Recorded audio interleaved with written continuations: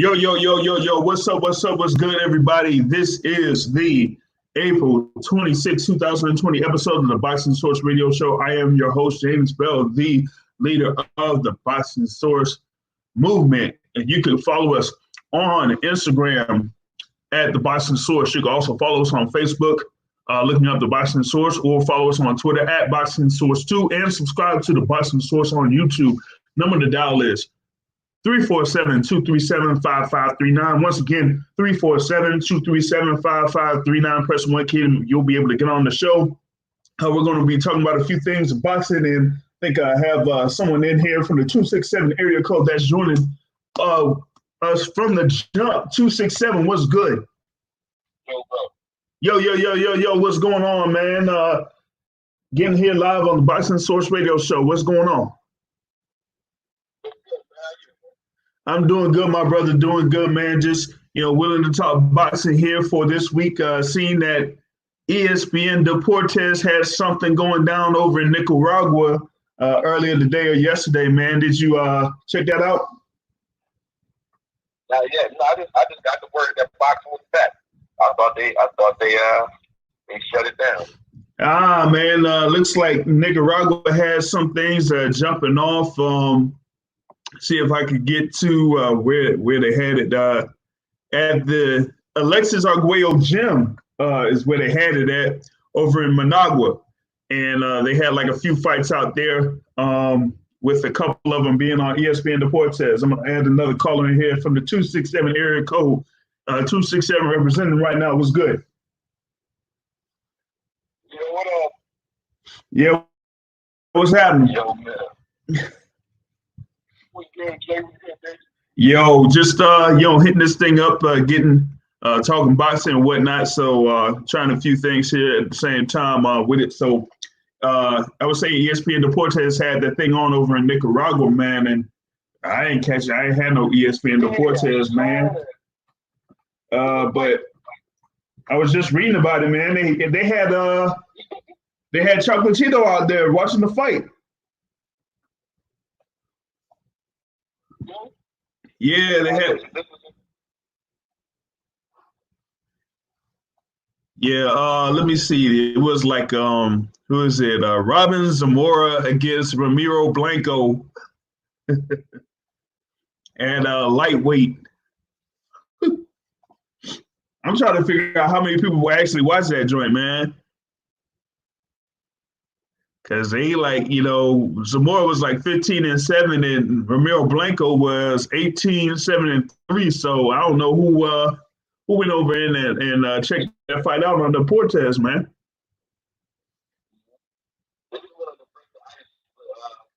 With the whole fiasco, they wanted to be a big name, so that somebody still, they under scrutiny, but not. Yeah. You know what I mean? So yeah. That's like a test to try to public and react to them doing an event. Mm-hmm. And there's no big name tied to it.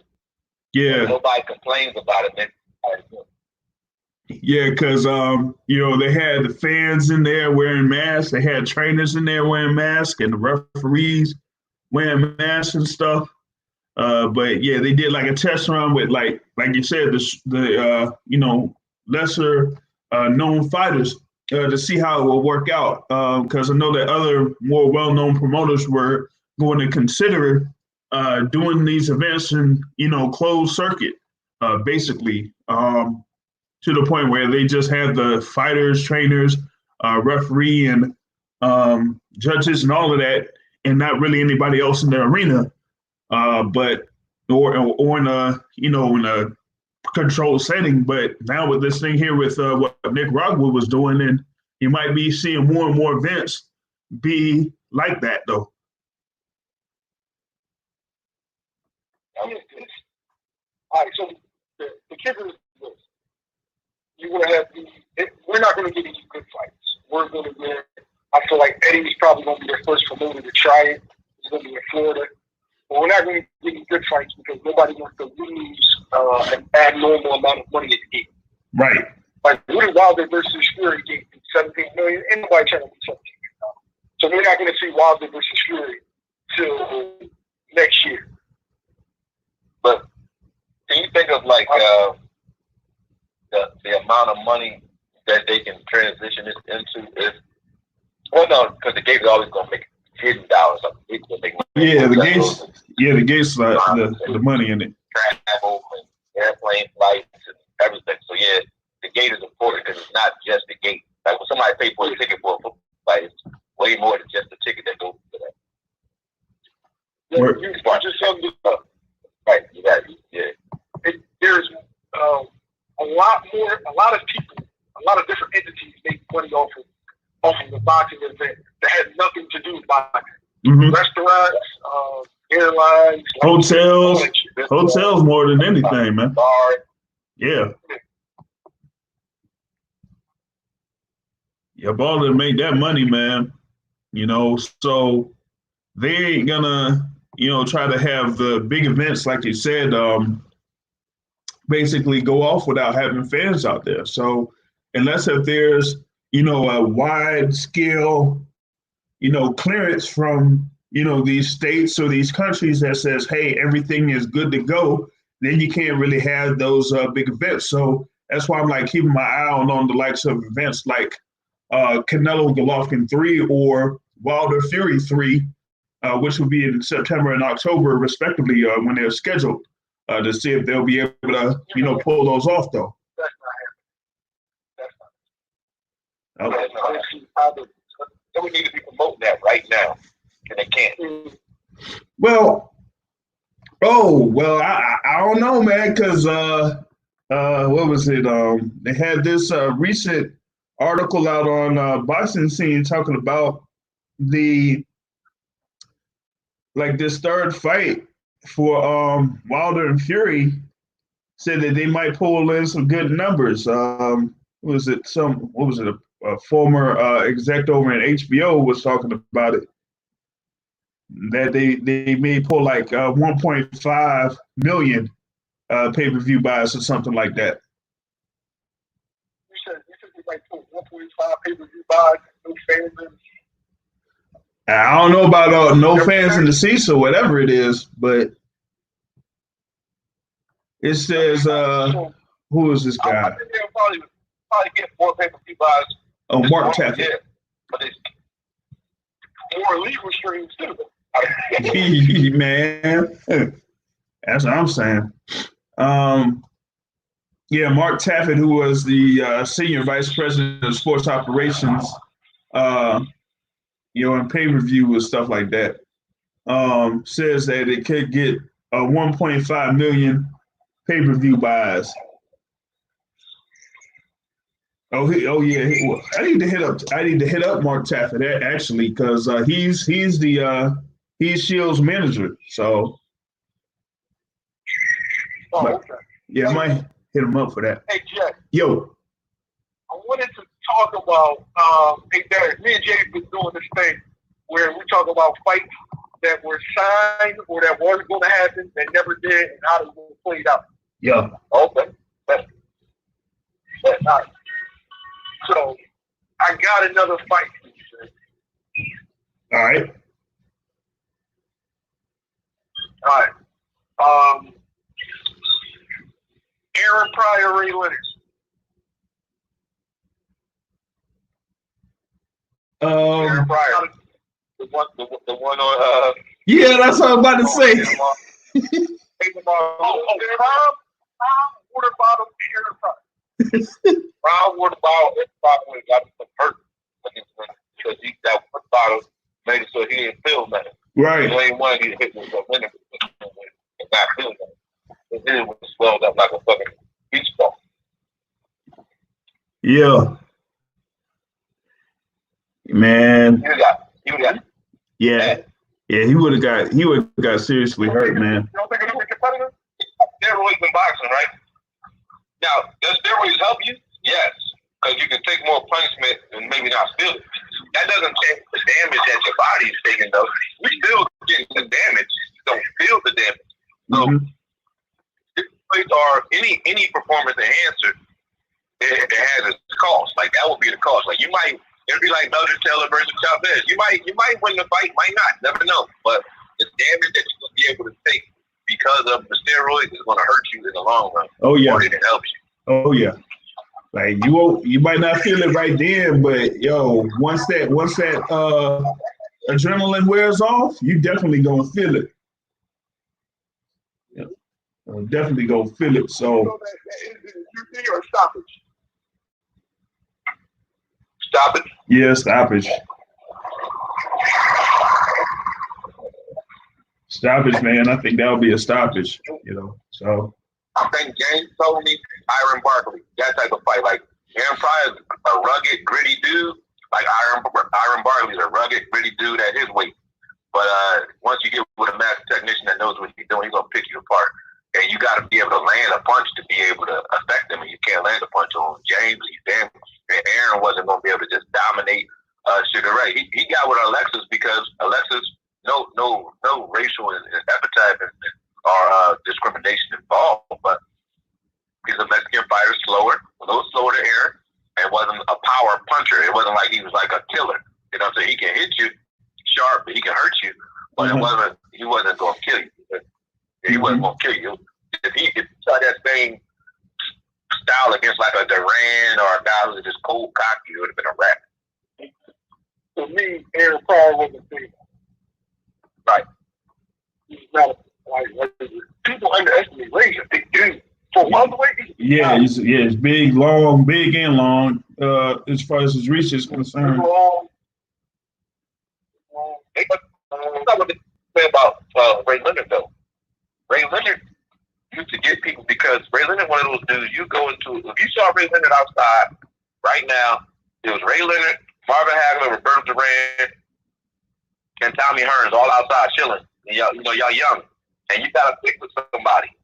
You would pick Ray Leonard because he's the nicest one. He seems so sweet and chill. He real charismatic.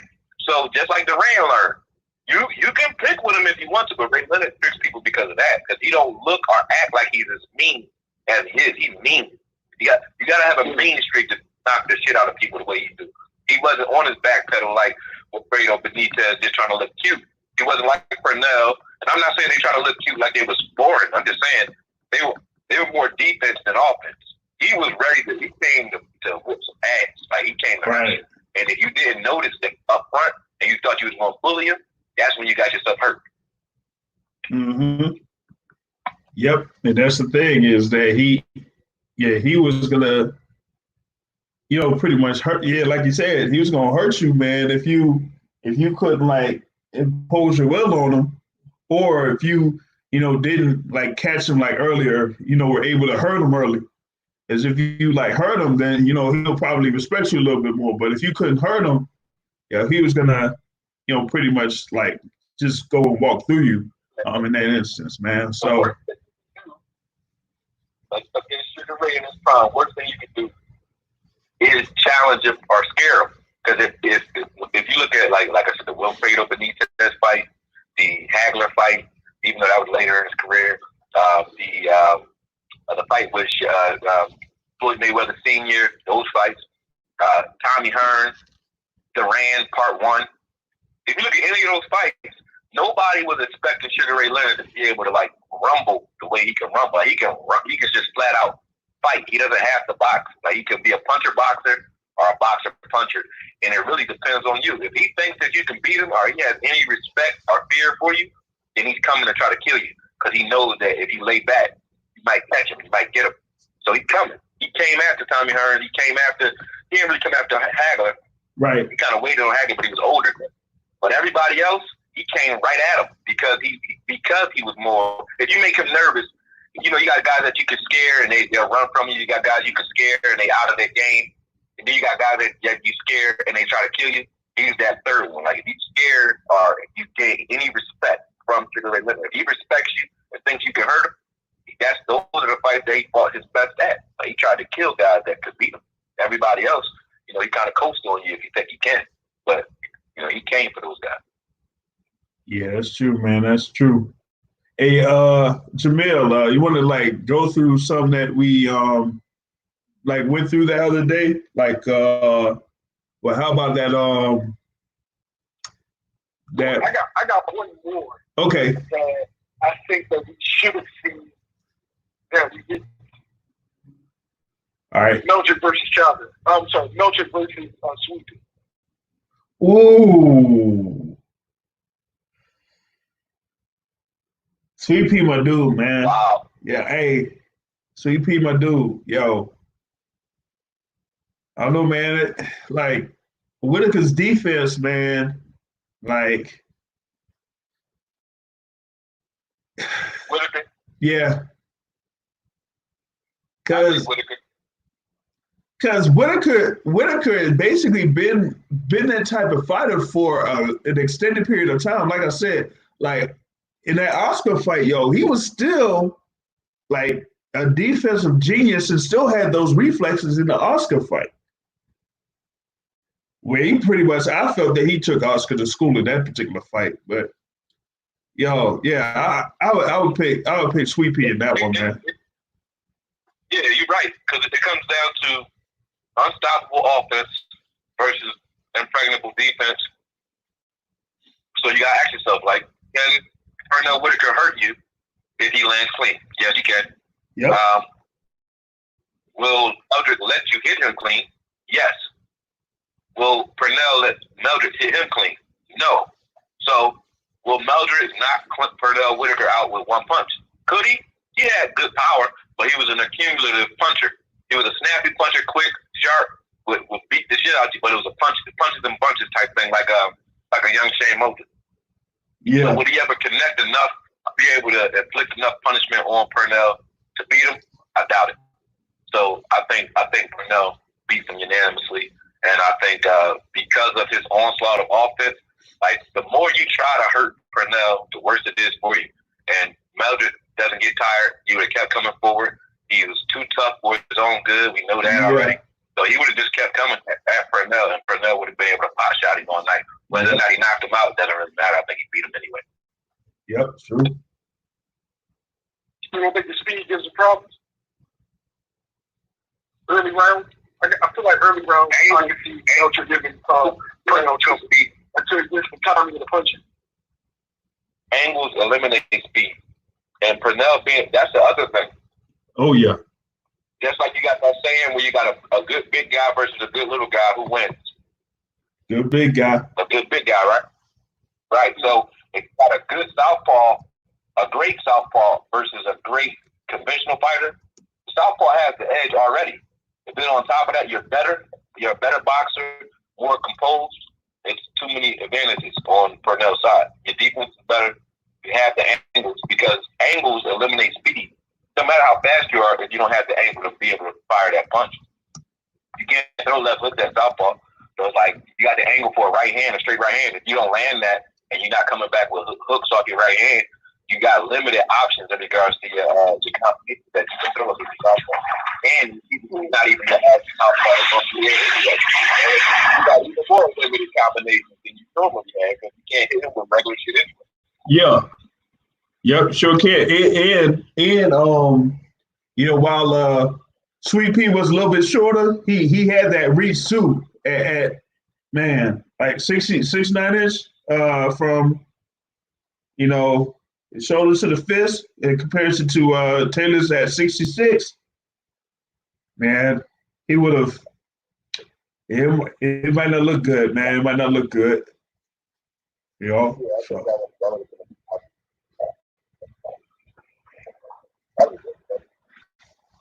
So yeah, there's that one up. Yeah, it would have been a good little scrap, man. It would have been a good little scrap. You know, Jamil and I talked about one fight. It was more in the modern day. We'll go to welterweight. Someone did mention Shane Mosley.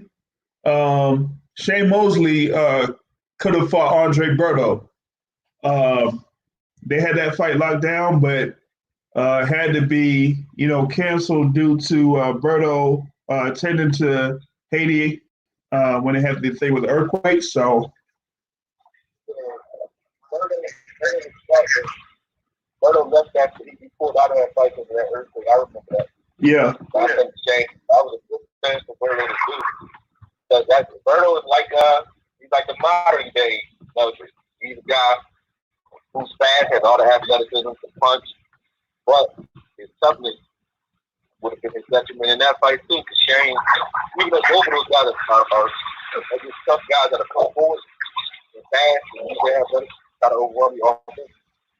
I think Shane, his experience, I think, would have been for the win. Berto never been like a top-notch level. He's good enough. He's a great body. He never was, to me, that guy that, like, he was, top-notch A-class fighter. He was like a solid beat his entire career.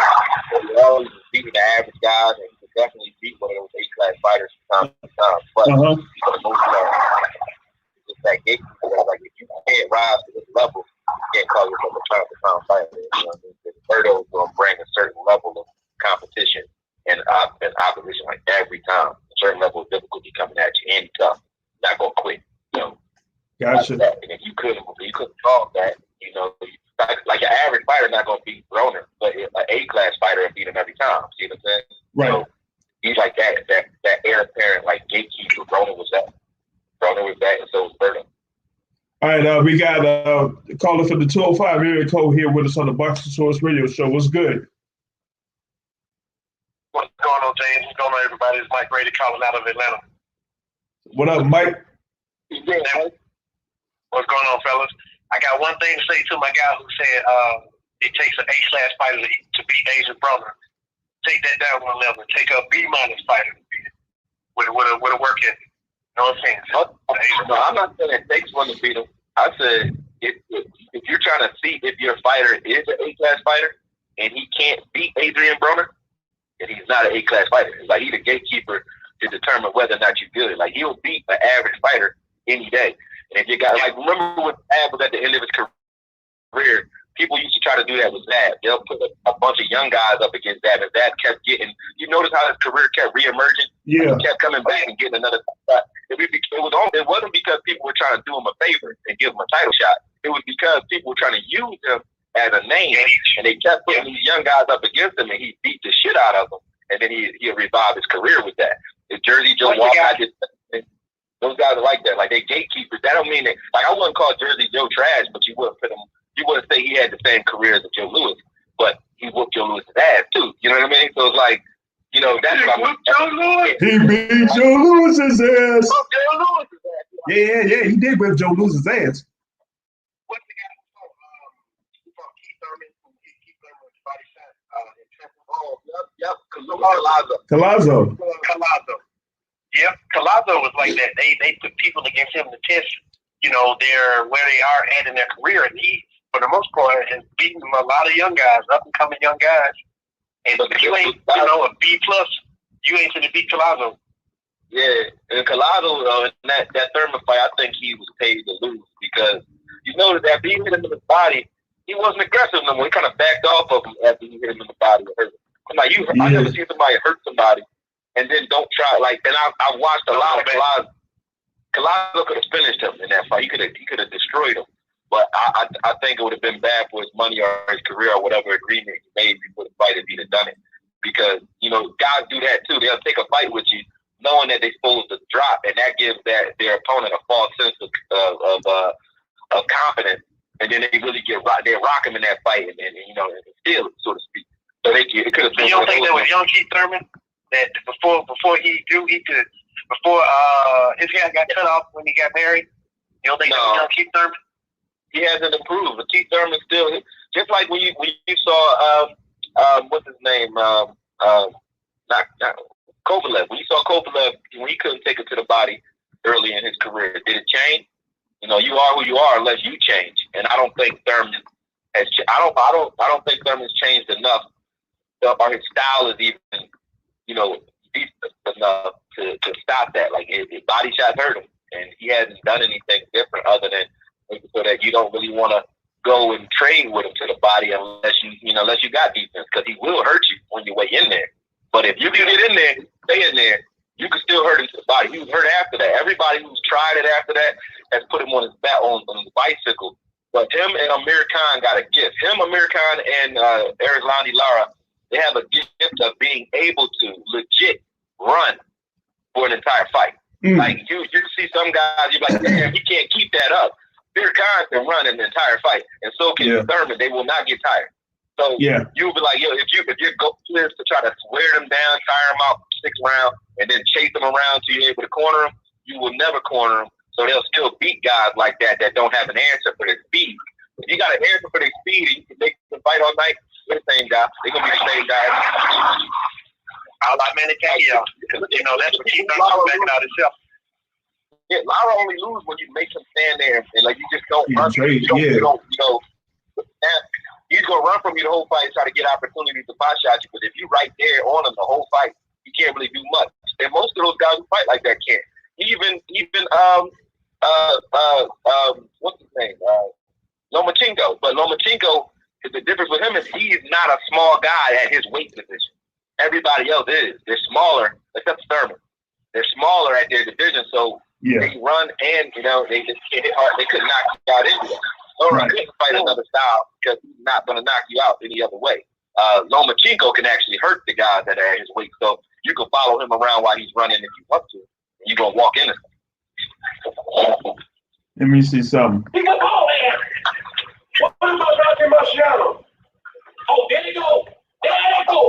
Every time I start talking about boxing, a white man got to pull Rocky Marciano out there. That's the one. That's the one. Rocky Marciano. Rocky Marciano. Let me tell you something. One ball. Rocky Marciano was good. But compared to Joe Louis, Rocky Marciano ain't shit.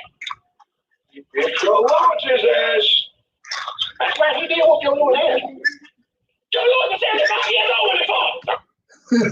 Yeah, had to run that real quick. Yeah, man. That's how dudes were while you got Ortiz for the first time. Yep.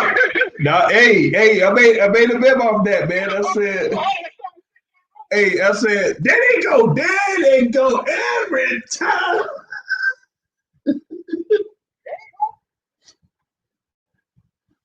Every time they talk about Wilder, they got to bring Luis Ortiz out their ass. Let me tell you something. Luis Ortiz is 75 years old. That team is a part of boxing and anything else. Yeah, that's true. That team is synonymous with boxing. Yep, that's true. Okay, let me ask y'all, where does Keith go? Because if you look at Keith's resume, Keith was the first guy to stop Diego Chavez. He's the first guy to get Danny Islam, beat Sean Porter. He had a close fight with Manny. Y'all think Keith's just it's over? No, but I mean he along with Porter basically have fought everybody. The only guy that Thurman hasn't really fought at this point is Errol Spence. No, and Bud, but Keith ain't gonna fight Bud. Who will probably get close to stopping Keith Thurman. Yeah. Due to the body shot, due to his weakness going to the body, I think Errol can do that. All right. He can ride off of this air of invincibility because they don't really neither one of them have the opportunity or have had the opportunity to fight the guys that we were really like. You would right now say that Bud is better than Keith Thurman, and so is Errol Spence, right? Everybody would agree to that, right? Errol Spence for sure. Keith Thurman, Danny Garcia, and Porter, even though they get that second tier as far as pound for pound, that's what everybody says. They fought everybody. Yeah. And each other. Neither one of the other two has done that, but yet we keep saying that they're that guy. After watching Errol Spence against Porter, I'm convinced Errol Spence is Dolph Lundgren. He's Drago from fucking Rocky. You can't hurt him at welterweight because he's really a middleweight. He's really a middleweight, yeah. Hurt him. He's up ball, but all he does is he's like a more athletic southpaw Margarito. He's coming. He's a wall. Can't hurt him. You can't hurt him. Can't do shit with him. But the punches that Mikey Garcia and Porter was able to land on him let me know that if a guy is just his size, if he's just your size, and these guys are smaller than him fighting him down to the wire. If a guy is truly Errol Spence's size, and I don't mean a guy that's a welterweight that's weighing in at 147 at the weigh-in. I'm talking about a guy that's truly his real size, which is the middleweight. Here's some on that. The boxing master class. Did you catch that? No, I haven't seen that. Errol Spence versus Garcia. You ain't see him outbox him for 12 rounds?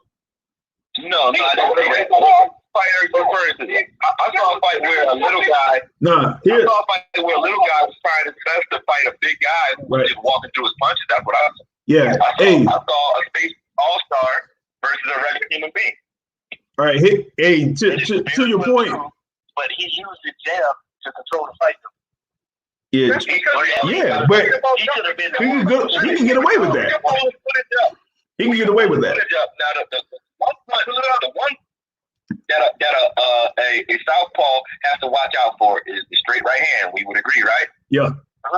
If you watch that fight, did Mikey Garcia have any trouble landing a straight right hand? Hell no. He was landing it all day. It just he landed that. He let him punch him. He was letting him hit him. He stood right there and let him hit him. He didn't do the same thing against Porter. He stood right there and let Porter hit him. Here's the thing. Against a guy who can knock him out with one punch, he's finished. If he does that against a guy punch, it's a wrap. Now maybe he has another year on that. Hey, here's something on that, right? So to your point, you just brought up two examples there with Errol Spence's, last couple of fights.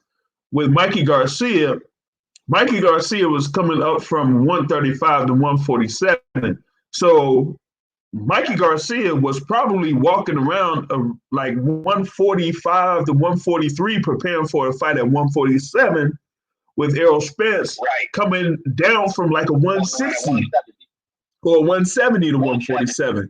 And then his next fight against Sean Porter, where Sean Porter is basically somebody that could fight at 154 pounds, but he's still going up against Errol Spence, who is a bigger guy there that's coming down to 147. If Sean Porter is not a hard puncher at welterweight. No, he's not. He's not. His average career was like 168. Him and Berto were at like 168. Yeah. But they knew at their height they couldn't start their career at their height. Like you see what happened to Curtis Stevenson at 160, 154. Yep. So they were like, look, we only 5'6", 5'7". We need to go down and wait because Porter played football. He was a lot bigger than that when he was young. But, so he is big. But if you don't punch hard when you're that big coming down and weight and you still don't hit that hard, you're not really a big puncher. He's not a big puncher, even if he maybe moving up might help Porter, to be honest with you. It's just he don't have no punching power at 147. So what is there to worry about? That's why he's like with that with the lack of punching power? He's like Tim Bradley. He's basically like Tim Bradley. Like he gonna hurt you, but those punches don't do shit. Yeah. He's harder than Tim Bradley. No, Tim Bradley sit down hard enough to make you respect him. He hit hard enough to make you respect him, but not hard enough to knock you out.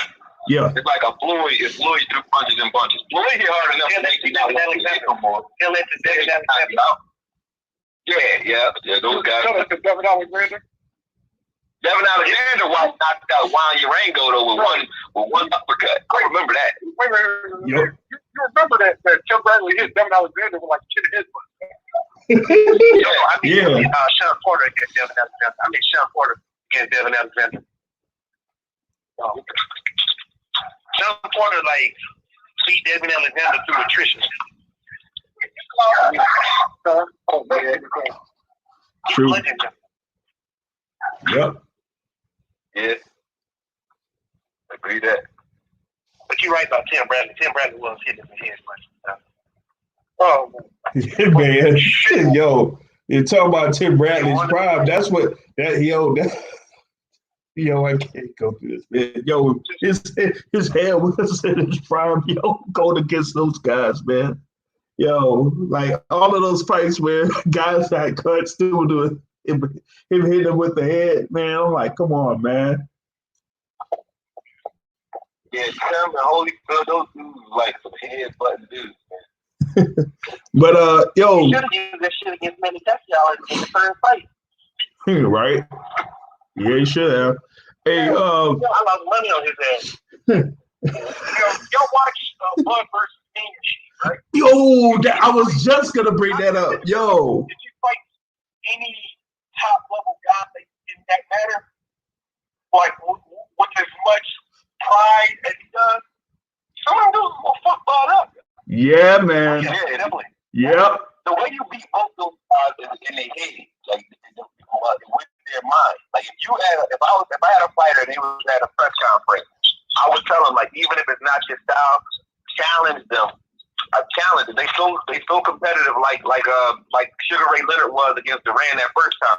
If you challenge them, they're gonna try to beat you the way you say that they can't. If you say, "Yo, I'm gonna knock you the fuck out," they're gonna come trying to knock you the fuck out because you said it. You know what I'm saying? Or if you say, like, you can't deal with his right hand, they're going to train to try to deal with your power because, you know, Spence, his hubris is his strength is his weakness. Every time somebody says something to him, he go out and fight the style that you say he can't fight. So they're like, oh, Mikey Garcia going to outbox you. So he tried to box Mikey Garcia when he really should have just tried to beat the shit out of him because he's smaller, but he tried to stand in there and box him. They said you can't out-tough Porter. He tried to out-tough and out-slug Porter.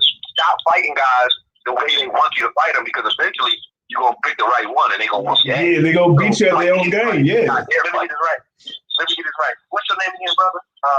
Okoye. Okoye. Yeah. Okoye. So let me get this right. So you're telling me that Errol Spence outboxed Mikey Garcia? Is that what you just said? Yes. Yeah. You don't remember I was up your house talking shit. No. Oh, you talking about what I just said earlier? He was still getting hit. Just because he outboxed him don't mean he get. Do you think Floyd outboxed Shane Mosley? Yes. But did Shane Mosley knock his shit out of Floyd a couple times? I mean, yes. Yeah, he did. But okay, so you can outbox the guy and still get hit. No, though. Oh, yeah, you're right. Yeah, he did outbox him. You think Garcia landed shots that were very telling that hurt? When I watch that fight, when I watch a guy, I'm like, yo, can this person, right? The same way I judge a fighter based off of what you stop my fighter from doing or what you would stop me from doing. If I know before the fight that Mikey Garcia has to land his straight right hand in order to win a fight against a southpaw, we know that coming in, and he lands it enough times, that lets me know that you couldn't have stopped it. If it was hurting you, you couldn't have stopped it because you didn't stop it. Right. So he didn't stop the punch. He just took the punch. That's the difference. If I can take your punch, my defense is not what's keeping me in the fight. It's my chin. See what I'm saying? Yeah. His chin kept him in the fight with. His chin and size is why he could outbox Mikey Garcia because he was so much bigger and didn't have to respect Mikey Garcia's attacks. Mikey Garcia can't even start his combinations off the way he would like to, which is with his jab because he's fighting a southpaw. So you're taking two things away from him. You're taking his speed advantage, his timing advantage, and his size advantage that he used to have at 135 away from him. And you're taking his power and his combinations away from him because he can't start off any combination with his jab because you're going to intercept that with your jab. So fighting a southpaw that is bigger, it just wasn't smart for Mikey Garcia to even take that fight. That was a dumb fight for Mikey Garcia. Do you think Mikey Garcia won any? Do you think Mikey Garcia won many, if any, rounds in that fight? No, but because telling blows actually count. If Mikey Garcia, you don't need to hit a guy with 5 punches to win a round. Was Mikey Garcia landed every round? Yep. But they don't do shit. Like if Mikey Garcia never was a pillow puncher at his weight at 135, at 130. If he landed, it was if you say the total number of punches per round landed, it was like 80% Errol Spence and 20% Mikey Garcia. He didn't land very many punches. How many clean punches do you need to land on somebody who's letting you hit them before it counts? Right. If it hurts them, then that's a bigger story. The same way Manny Pacquiao, Tim Bradley won. Manny Pacquiao would land the bigger shots, but Tim Bradley literally threw punches the whole round. Manny Pacquiao would make the last 30 seconds and then throw big shots and maybe land 1 or 2 or 3 of them. And then people would say he won the round just because the last 30 seconds. Listen. Spence did a good job keeping him on the end of his jab, stepping to his left. Spence was stepping to his left the entire fight. And that was one thing that actually helped him. He was stepping inside instead of stepping to his right. So I think Garcia was expecting him to step out to roll out to his right like most southpaws do. But when Spence was stepping to his left, what happens when you go left as a southpaw is you line yourself up for that straight right hand every time. Now, if you got a good defense like Purnell, the reason Purnell can jab fighters, like southpaw can't jab when they go right because he's going to run into your left hand. The reason Purnell can jab is because he stepped left. But he can step left, and he knew that if he pawed at your left hand, you was really essentially a one-handed fighter. So when you started the combination off with that straight right hand, he was really just watching for that one punch. Purnell was. Now, that's because you know as a southpaw, if I'm going to my left and I paw at your left hand with my right hand, you only got one answer for that. You either wait for me to finish my jab, well, there's two answers. You either wait for me to finish my jab and come back over the top of my jab with your jab or with your hook to try to catch me there, or you throw your straight right hand while I'm launching my jab and flip my jab, right? Now, if you know that coming in, that's what I got to do, and you still get caught with that every time, then that means you're not really that good at stopping it. You can't stop it. Now, if Bud Crawford is standing in front of Errol Spence, and Bud Crawford decides to fight conventional, if he decides, and Errol Spence is still there for that straight right hand every time, the way he was with Mikey Garcia, and he stepped into his left the way he was against Mikey Garcia, he will not eat a night full of five, 6 of them in a fight is all it would take. You don't need 10 of them. You don't need 30. It don't matter. Now, that even tell you something else. Was Mikey Garcia way smaller than Errol Spence? Yes or no? Yeah. A lot slower, a lot more water weight, too. So you're sluggish and smaller, right? Yep. Right. And you just told me that Errol Spence threw 80 punches to 20 for Mikey Garcia. 80% of the punches were Errol Spence in the fight. But he was trying to jab most of them. But if you got a bigger guy who threw more punches and beat up a smaller guy and did not knock him out, and he was trying to beat him the fuck up and couldn't, that says a lot more about the big guy than it does the small guy to me. That's just me. I don't think he was trying to like bludgeon him though. I think that was a different style. He was literally trying to outbox him. Because imagine him against Leonard Fundoo. Yeah, but imagine him against Leonard Fundoo. Imagine him against Kell Brooks. That's why they say without well, he was trying to bludgeon those guys. Kell Brooks, he has to give that win against Kell Brooks. He got to go get Triple G half that money because Triple G broke Kell Brooks' face because Kell Brooks did exactly what Mikey Garcia did. Go up and fight a guy that you are technically more sound than, but it was just a money fight that you shouldn't have took. That took more money away from you than it actually gave you because it took time off your career. Yep. So Kell Brooks broke his face against Triple G. And how did Errol Spence beat Kell Brooks? It wasn't because he beat Kell Brooks up. He re-broke his face. That's it. He didn't beat him up. Kell Brooks was whooping Errol Spence's ass. I'm gonna stop you there, right? No. So if I were to tell you, you Mike, right? Mike? No, that's your name? No, I know. I think I know you. You my homie. Mike, who's speaking up for Errol Spence. The dude from Atlanta. What's your name? yeah, it's Mike. Mike. All right. Yeah, he talk. Go ahead. Yeah, he did. He just said yeah. Okay, so Mike, if Bud right now beats Errol Spence off of this car crash, would you give him complete credit?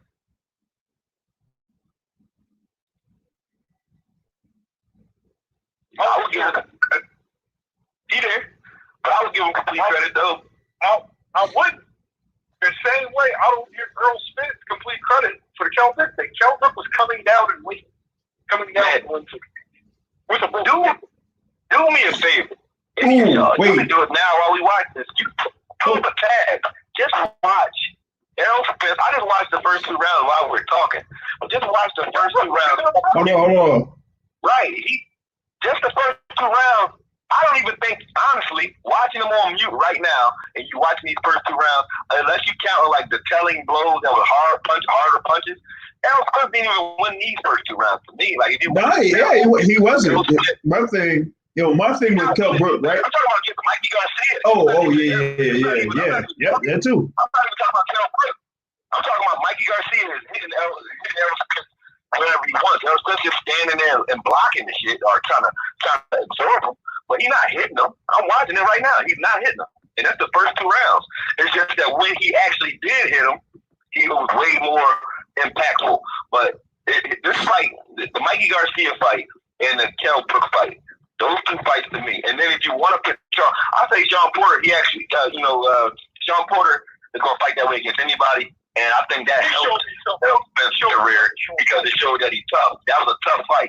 But the other 2 fights shouldn't have been tough fights. Kell Brook, if you want to say that he's better than Kell Brook, you can say whatever you want. He got the record to say it. But when you look at what Kell Brook was doing and what Mikey Garcia was doing to Errol Spence, I think that those are two better small guys who got outlasted. Well, I think him and Kell Brook the same size. 2 better, smaller guys that got outlasted by a good big guy. That's a southpaw who hits like a ton of bricks. And going off that point you were talking about with Errol Spence and Terrence Crawford. All right, going off that question about Errol Spence and Terrence Crawford, like they had that kind of like brought up with Terrence Crawford when he was talking with Chris Mannix a while ago, and he said like, yo, if something was to happen and I knocked him out or I beat him up bad, they would say, oh, well, he's not the same Errol Spence. He's coming off a car accident and this and that and that and this. So, like, Crawford basically said himself that he wouldn't get, like, the full credit if he beat Errol Spence, if they pretty much fought first, like right off the rip, But I just feel that fight is going to build. And I've said earlier that for them to fight each other, it may end up being for the undisputed welterweight championship of the world. Either one of those guys is going to fight Pacquiao, and then they get the win there, then they'll fight each other for the undisputed welterweight championship. So yeah, that's what I got on that one, man. Yeah, I'm back. I'm sorry, I had to click over my wife was calling. All right, yeah. So Crawford and Spence, like they fought off, like right off the top there. Yeah, Crawford, if he won, he probably wouldn't get the credit. Man. But both overrated. Yeah, but my thing with Crawford in his last fight against Kavaliauskas, man, like, them early rounds, man, he got cracked. And they should have scored that knockdown, man.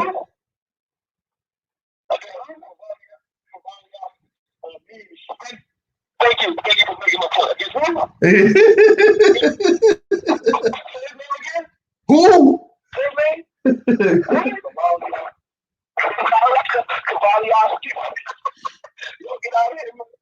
That's what I'm talking about. Like, would you even be talking if we was like, Danny Garcia looked real good against Kavaliauskas? I mean, that first 4 rounds, though, he was in trouble. Like, nah, Danny Garcia was in trouble against Amir Khan. You know what I'm saying? Right. But then he knocked him the fuck out. You know what I'm saying? He was in trouble against Eric Morales, and he knocked him the fuck out. Or against Matisse, and he outboxed him, in a fight where he adjusted. Those are fights where it's like, and I'm not trying to take up with either of these guys, but how does Danny get less respect, pound for pound, than Spence and Crawford when he's fought better opposition?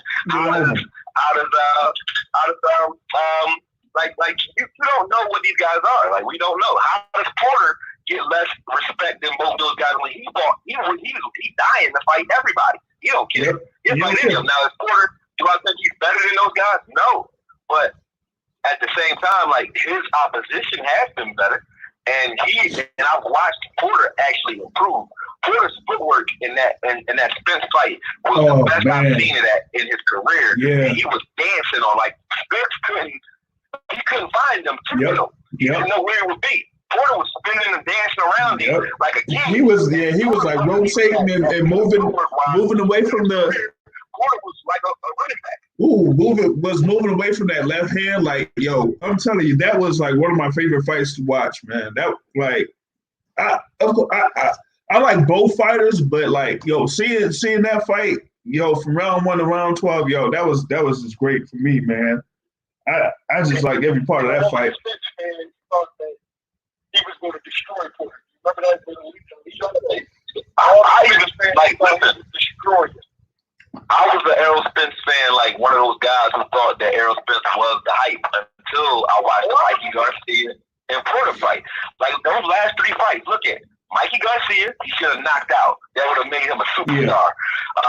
Kell Brook, he should have knocked out. That would have made him a superstar.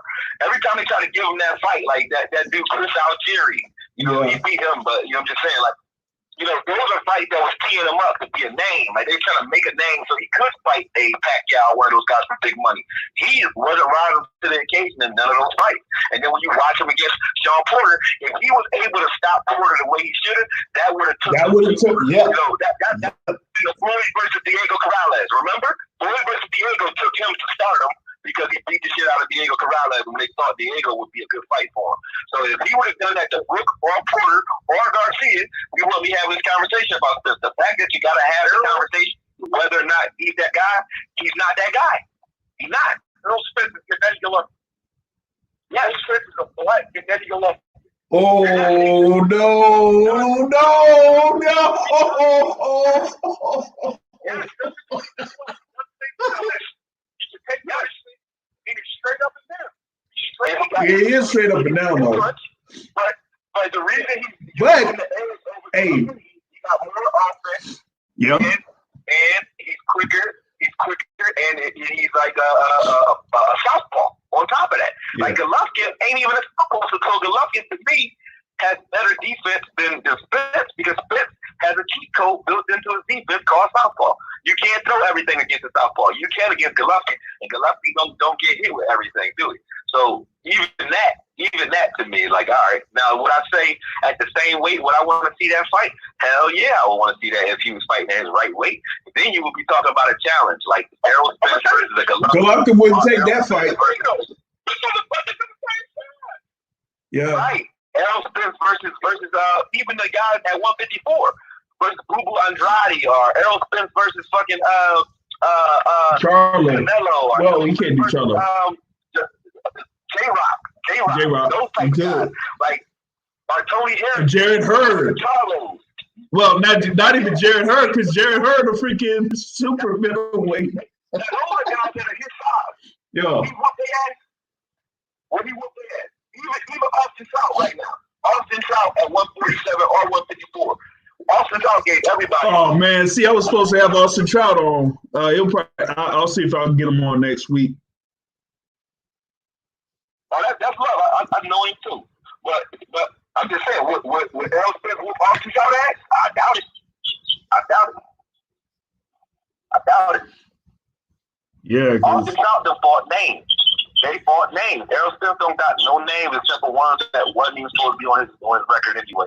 I can't give him to him. I try, but I can't give credit. Well, not fighting nobody. Well, to your point on that, it was basically Mikey Garcia that wanted to fight Errol Spence because Errol Spence, like Garcia, wasn't really on the plans for Errol Spence.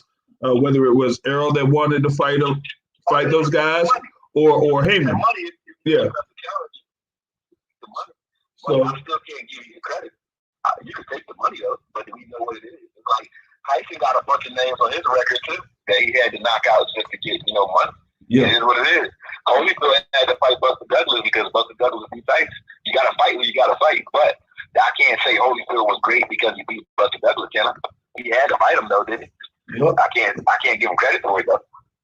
Sure. Now, hold on. Let me see if I could, cue something up. We had like over the week, we had like this thing with Instagram Live. I'm sure Jamil, you kind of know where I'm going at with this, where Eddie Hearn was on with a few fighters, and Yo.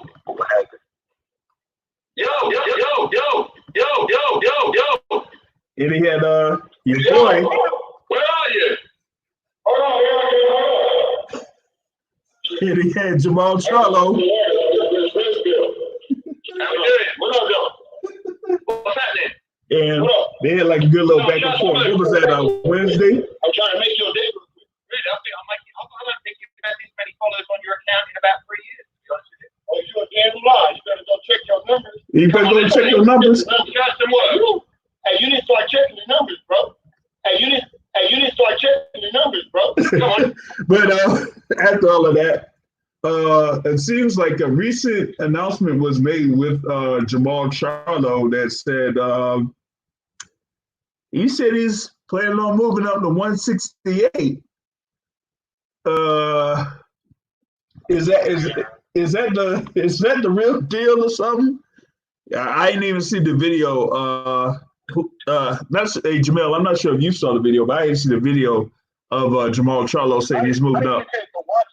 I don't think it was an immediate move up. A lot of times with these media pundits, journalists, and outlets, just take hypothetical. Yeah.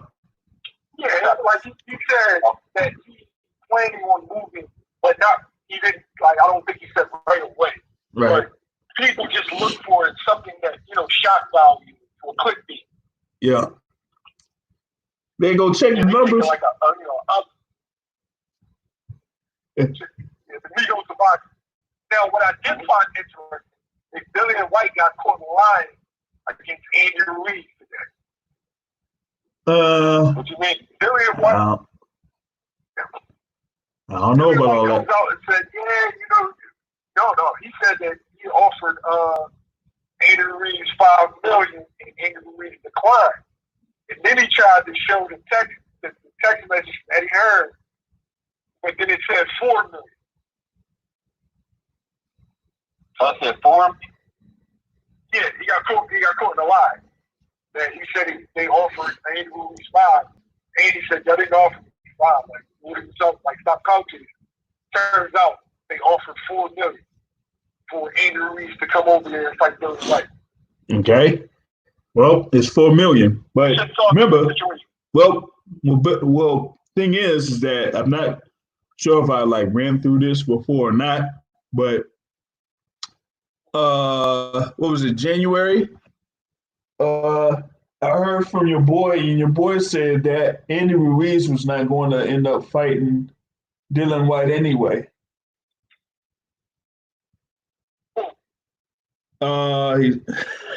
Charles. He said that that Ruiz is going to end up fighting Chris Arreola.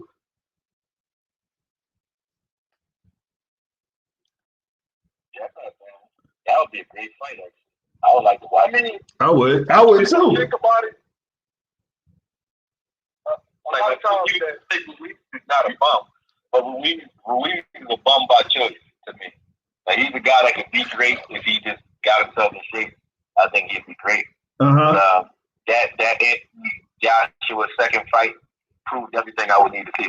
You thinking he kept on saying at the end of the fight, I thought he was staying right there fighting. He kept on running. And I'm like, he said, I was never, he said, I got kind of overwhelmed. I would never do that again. I let myself down. He didn't work out. Thank you for the opportunity. For the biggest fight. That's the biggest fight, the second biggest fight in your career, or the biggest. Actually, the biggest. Solidify what you did in the first fight. Yep. If you can't get up for that fight, what fight can you get up for? I could get up and get in shape for that. Shit. You give me anything. You can give me $100,000 to fight Anthony Joshua. I'll get in shape for that. For that ass whooping I'm gonna catch. I'll take that ass whooping, but I'll be in shape for it. I would make weight. It wouldn't be no, I'm 290 pounds, 800 pounds. But what if you never had money before, and this your first time getting money, and now you got jewelry, you got money, you got fame, you got all this other stuff. Everybody in the sport got to deal with that. That comes with the game. Who don't got to deal with that? That's a boxer. Everybody. Everybody will. Rich Bob takes stress. Ain't the same though. Oh yeah, it's not. You catch coronavirus. Let's say you catch coronavirus. Your immune system might be stronger than mine. My immune system might be more compromised than yours. What you really do, I'll get. You mean Bill Gates might like me more than he like you? What you mean? No, dog, no. I ain't want no Bill Gates, man. I ain't gonna get into that. But what I'm saying, I don't like everybody like me. If you get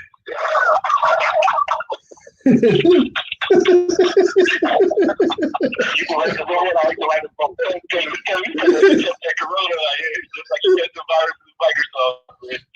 Like knowing any virus, more like Hey. Samantha, you know what I'm saying? Yeah, you can't even stop Microsoft from getting viruses. But yeah, you want? Come on, man, stop. Exactly. Don't even give me started on that. We're going to get this empty them blocked.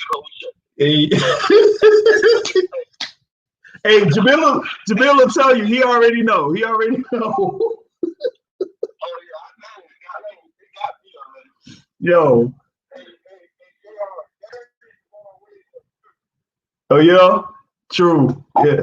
All of Yeah, man. them. All the way, man. But yo, this that thing with Spence, man, y'all bring up some good points with Spence, but like I said, man, a lot of these boxers, they just come down in order to fight at the weight that they fight at. And with Errol Spence, he's like a 160, the 168 guy going down to 147 to fight all those guys. So he's ended up bigger than everybody, y'all proving our point.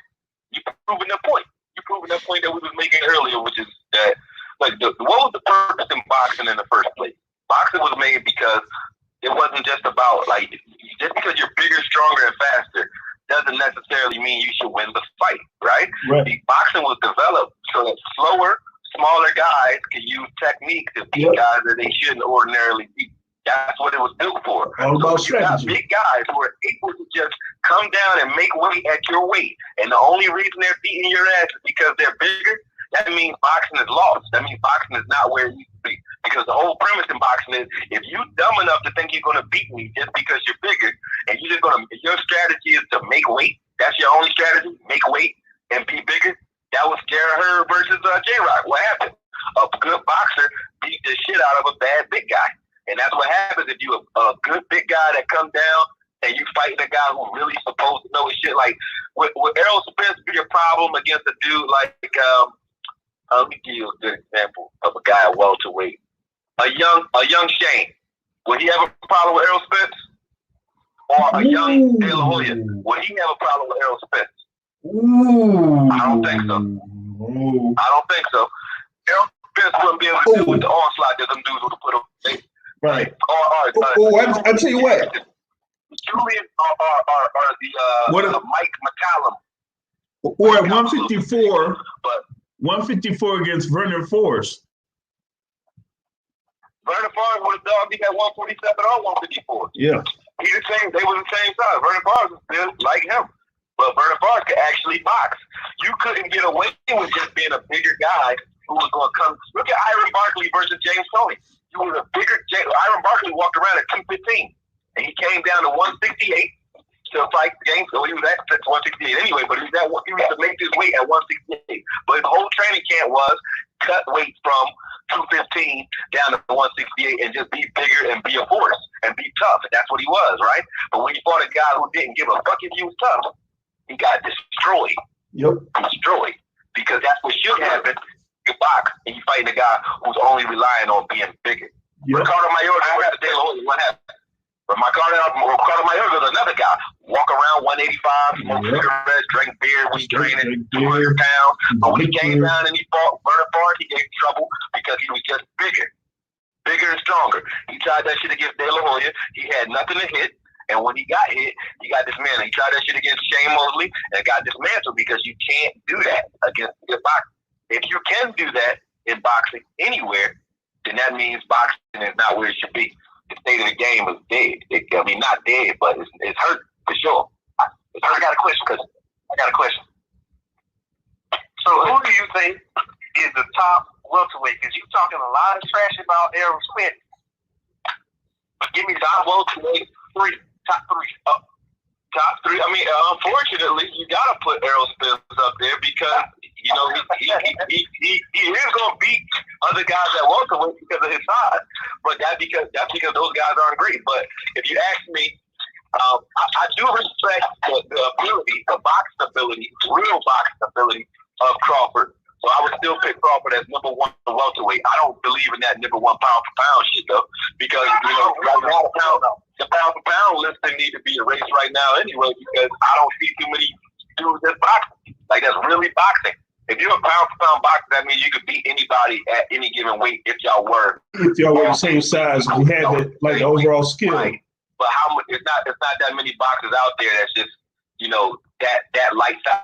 You got some young guys coming up that could be.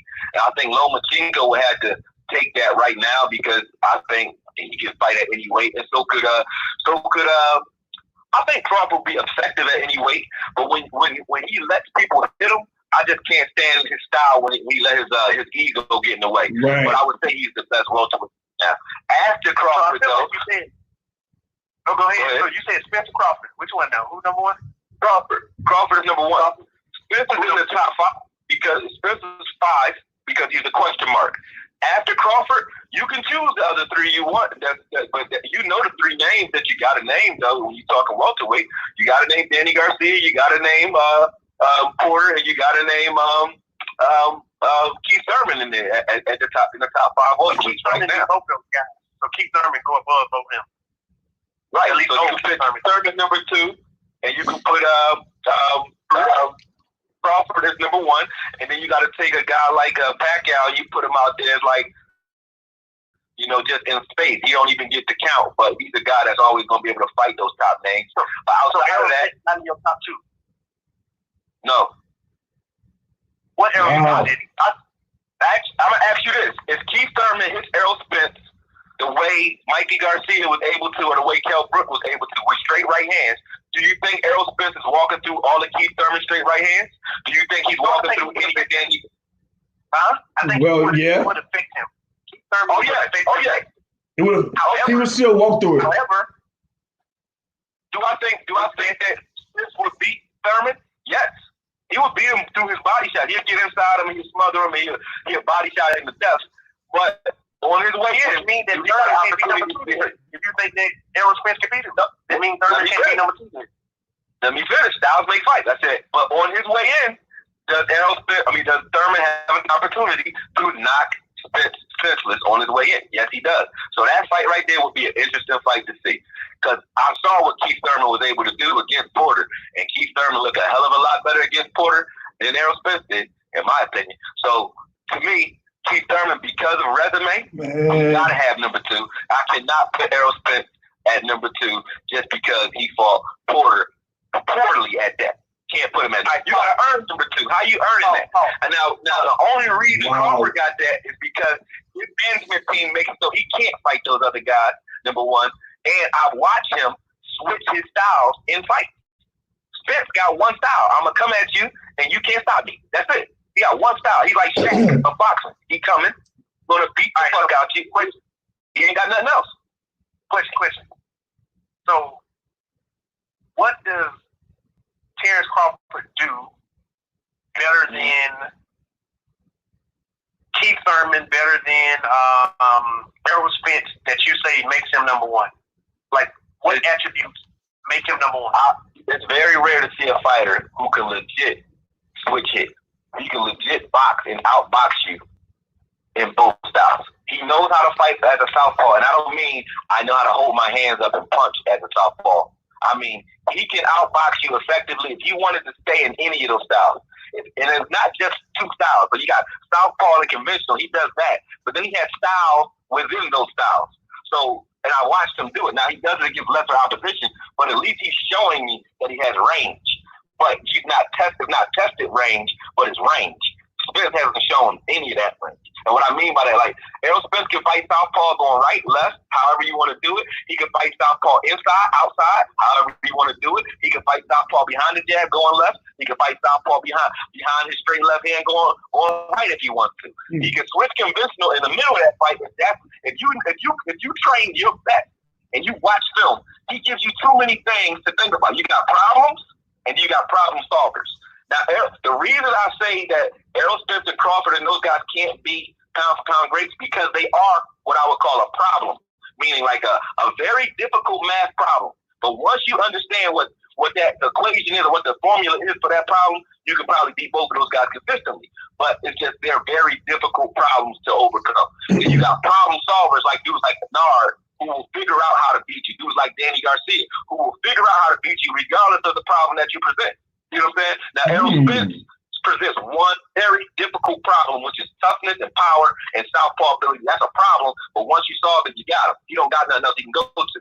Now, the reason you give Crawford the edge over that is because Crawford is a problem at southpaw too. The same way Errol Spence is, except that he's not bigger than everybody doing it. But he walk you down at southpaw and out-tough you. He'll walk you down at conventional and out-tough you and out-slug you. Or he would just box you from the outside like he did Ben Benitez and those guys. He just box you from the outside. If you're bigger and you deal with his slugfest, he can switch it up on you. So he's a problem that switches up so much that you can give him your best effort and you're training for some film of a fighter that you may never see. You might train your best. You might have the best strategy against him as a southpaw going backwards. But then he'll see that in the middle of the fight and say, all right, well, I'm not going to fight southpaw, or I'm not going to go backwards, or I'm not going left the rest of this fight. Now what you going to do? See, now it's a different problem in front of you, and you got to be able to adjust and deal with that. Spence can't do that. Now that's why I fuck with Crawford over Spence. But that's the same reason I say Crawford can't be best pound for pound, because at the end of the day, you can figure him out, and he will fight you in a way that will allow you to. What you want him to do. Yeah, my thing with Terrence Crawford, right? If you hurt him, like when he fought Hank Lundy hurt him. When Hank Lundy hurt him, what did he do? He stopped boxing, and it just became a slugfest. Now, he beat the shit out of Hank Lundy afterwards, but Hank Lundy was able to hit him because, once he hurt him and it became like a dick measuring contest or a pissing contest, he let his bravado get in the way, and then it just became a fight. It wasn't a boxing match no more. Yeah. And he won't be able to do that with Errol Spence. Yeah, but that's because Errol Spence is a bigger guy. Will not. You will not do what? Try to out-tough him? He will not be able to, after he gets hit with clean shots, recover and, like the same thing he did with Mean Machine, he will not be able to recover and walk somebody down and just beat him off of pure talent or pure aggression. Like, now, brother, I'll bang with you. Everything you say, everything both of y'all been saying today been pretty much on point. I understand where you're coming from, but you can't possibly say what you're saying to me. You can't. And I'll tell you why. I'll tell you why. What happened? And you're going to answer it for me. I'm not even going to make the point. You're going to answer it, and then you're going to prove your own point. My point. Okay. Go ahead. What happened to Errol Spence's last 3 fights? What has been his last 3 fights? What happened at the end of the last 3 fights? How did they end? Did he knock those guys out? Remind me. I don't remember. Okay. Mikey Garcia. Just pick the that we named. Okay. No. Did he knock out Sean Porter? Kell Brook, yeah. Porter? He knocked out. No, he didn't knock out Kell Brook. He didn't knock out Kell Brook. He stopped him. Okay, yeah, he didn't knock him out. I mean, like, was his punches too much for Kell Brook to take on the chin? Like, was he broke his orbital bone, yeah. Wait, no, Triple G broke his orbital bone. He broke the other orbital bone. He broke the other one, man. He broke the other one. Okay, I'll give him that then. His face, Kell Brook's face, did not hold up to the punishment, but he was not asleep at the end of the fight, right? But here's the thing. But that has nothing to do with being knocked out anyway. So what was he asleep? He wasn't asleep, right? So that's what I'm saying. So if you say that Mikey Garcia had a better shot of taking Errol Spence's punishment than Crawford does, but Mikey Garcia is definitely going to get hit and got hit way more than Crawford will ever get hit by Errol Spence. So how is it that Mikey Garcia can stand there and fight Errol Spence, and Porter can stand there and fight Errol Spence, but Crawford can't? I don't think. Can I replay it? Well, yes. When Crawford fought Mean Machine or whatever that guy named, what's that dude named, JR? Kavaliauskas. Kavaliauskas. So when he fought Kavaliauskas, he presented a major problem to Terrence Crawford in that his jab got to the mark first, which means that he kept touching Terrence Crawford's face or getting it in Terrence Crawford's face very, very enough. He kept getting it enough to where it messed up Terrence Crawford's momentum. It messed up everything that Terrence Crawford wanted to do. And Crawford was not jabbing nearly enough. Pair that with anybody else who fight Crawford that's not named Mendongo, they touch Crawford because Crawford don't move his head. Crawford don't. Oh, there you go. Like he does. he does certain things to where he, like, when he wants to, like, move his feet, he'll move his feet, but his head movement ain't like Marvin Hagler head movement. It ain't it ain't even it ain't even waist motion like Canelo to like dodge evade punches with head movement like that. Like I'm used to saying his weight, but again, he makes it with his head. He don't move his head, which means that Errol Spence will touch him. So what I'm asking is, will Errol Spence be able to hit him more than he was able to hit Mike Garcia? Yes, because Crawford, he will land on Crawford. Well on defense. You think he will land on Crawford more often and more readily than he was landing on Mikey Garcia? Mikey Garcia was running the whole time. He didn't hit him. No, I'm watching this fight. I'm watching the fight while we're talking. I'm watching it. Mikey Garcia has not stepped. No. Mikey Garcia is usually right in front of people, though. Please watch the fight tonight. He is standing right in front of Spence in the 10th round right now, standing there toe-to-toe and exchanging with Spence. Now, he is losing every exchange, don't get me wrong, but he is not running at all. He's not running. He stood there and took that ass whooping. Now, so he was fighting toe-to-toe the whole time with Errol Spence. Listen, watch the. Here's what he said. Mikey Garcia. Right now. Look, I was at Frisco for Garcia's fight against Jesse Vargas, and I seen like firsthand with Mikey Garcia. Mikey Garcia is one guy that stands right in front of you, and he's not somebody that like will definitely like move his head. He'll carefully measure you, and he's a great counterpuncher. That's what Garcia is. Right. He's a counterpuncher. Yeah. So and come back with something. Right. Right. He's coming forward. Yeah, he always comes forward. Not running at all. Yeah, he comes forward. That's his approach. I remember what happened. He was not throwing any offense because it was very similar to. Do you remember when Canelo fought El Perro? Angulo? The dog. What's his name? Yeah, Angulo. And so, you know, Angulo fighting anybody else, Angulo throws his hands, right? I mean, Angulo was damaged goods at this point, but Angulo did not throw any shots in that fight because all he did was brace himself to take the punches when Canelo was throwing shots at him. He didn't throw any shots because he had to brace himself. That's what Mikey Garcia was doing. Wait, who the Angulo just beat? Mikey Garcia was bracing himself. Please watch this fight, but watch it. Don't watch it as a Errol Spence fan. Watch it as just a fan of boxing, as a judge. When you were saying like, listen, I'm gonna try to beat non-fighting. Put it on mute so that you're not being swayed by the crowd oohs and ahs when somebody blocks a punch.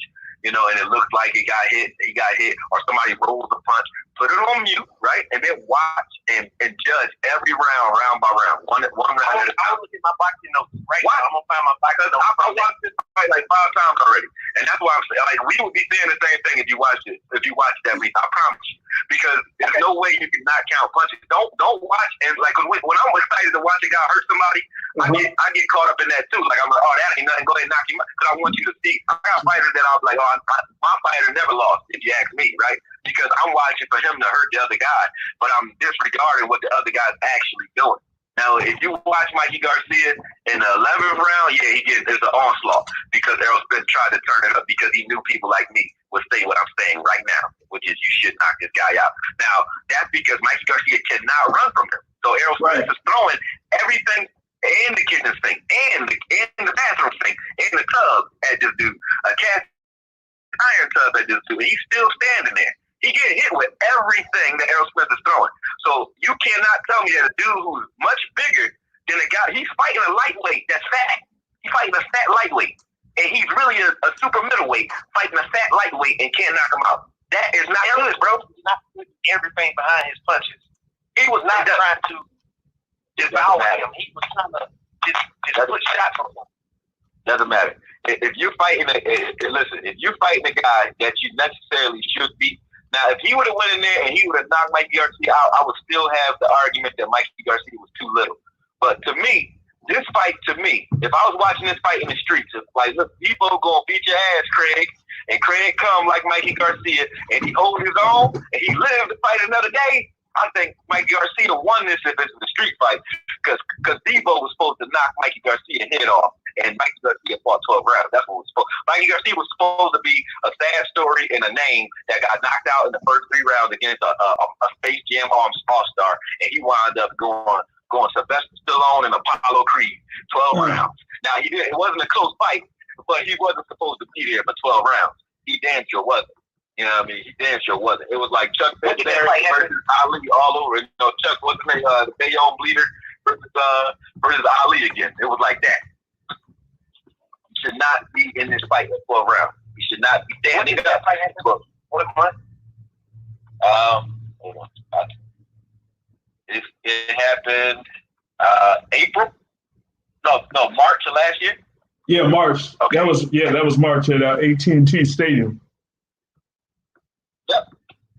Yep. And he's beat, like, this is the 11th round I'm watching. And every minute of the round, they standing in the middle of the ring, and Errol Spence did not stop throwing punches yet. And he ain't hurt him, nor did he make him take a step back. He just sitting there. He can't do nothing to Errol Spence. But Errol Spence is not hurting Mikey Garcia at all. He's not hurting him. He just getting him. He's not hurting him. Watch him. I guess nobody gets hurt bad and walks forward after you all 12 rounds. All 12 rounds, yeah. All 12 rounds. Because his brother would have stopped the fight a long time ago if he busted him up and was really hurt. He would have stopped it because that's his brother. He didn't stop it because he's defending himself the entire fight. He is not getting hurt. He's not hurt. Errol Spence is tired of whooping on his ass. That's all. He gassed too from whooping on. He gassed going into the 12th from whooping on his ass for 12 rounds. He whooped his ass. Yeah, but he still was fading. You supposed to knock out for 12 rounds. You supposed to. That's like if one of us fought a 15-year-old and we like, man, I beat his ass. Like I'm 37. I'm supposed to beat a 15-year-old. If I go 12 rounds with a 15-year-old, the 15-year-old won. If you go 12 rounds with a lightweight, the lightweight won. Basically, you talk about that whole thing with coming from the fight from March 17th. You're talking about the whole thing from Debo, right? Oh, you want to do more man? No. You want to do more man? That's right. No. Hey, so Mike, you were going go back to like when you were analyzing that particular fight. But it was short. So pretty much I was like, it's easy work for Errol Spence over Mikey Garcia. Like 12, Spence won round, like Spence won all 12 rounds easy. This fight was won from the opening moments with Spence's jab.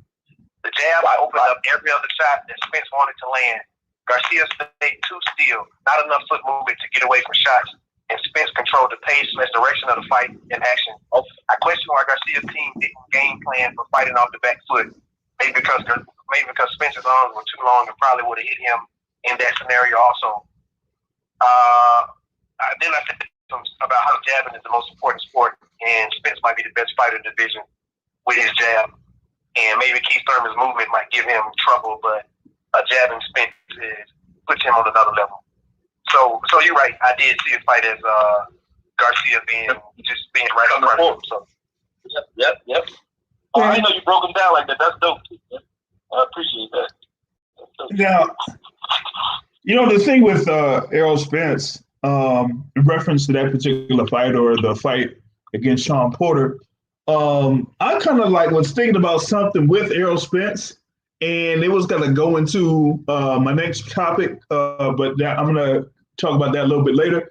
Errol Spence is there, with his trainer, and sometimes they talk about his trainer a lot, and man, I don't know, man. I don't think the trainer he has, man, they kind of give him a lot of praise and stuff like that, but I don't.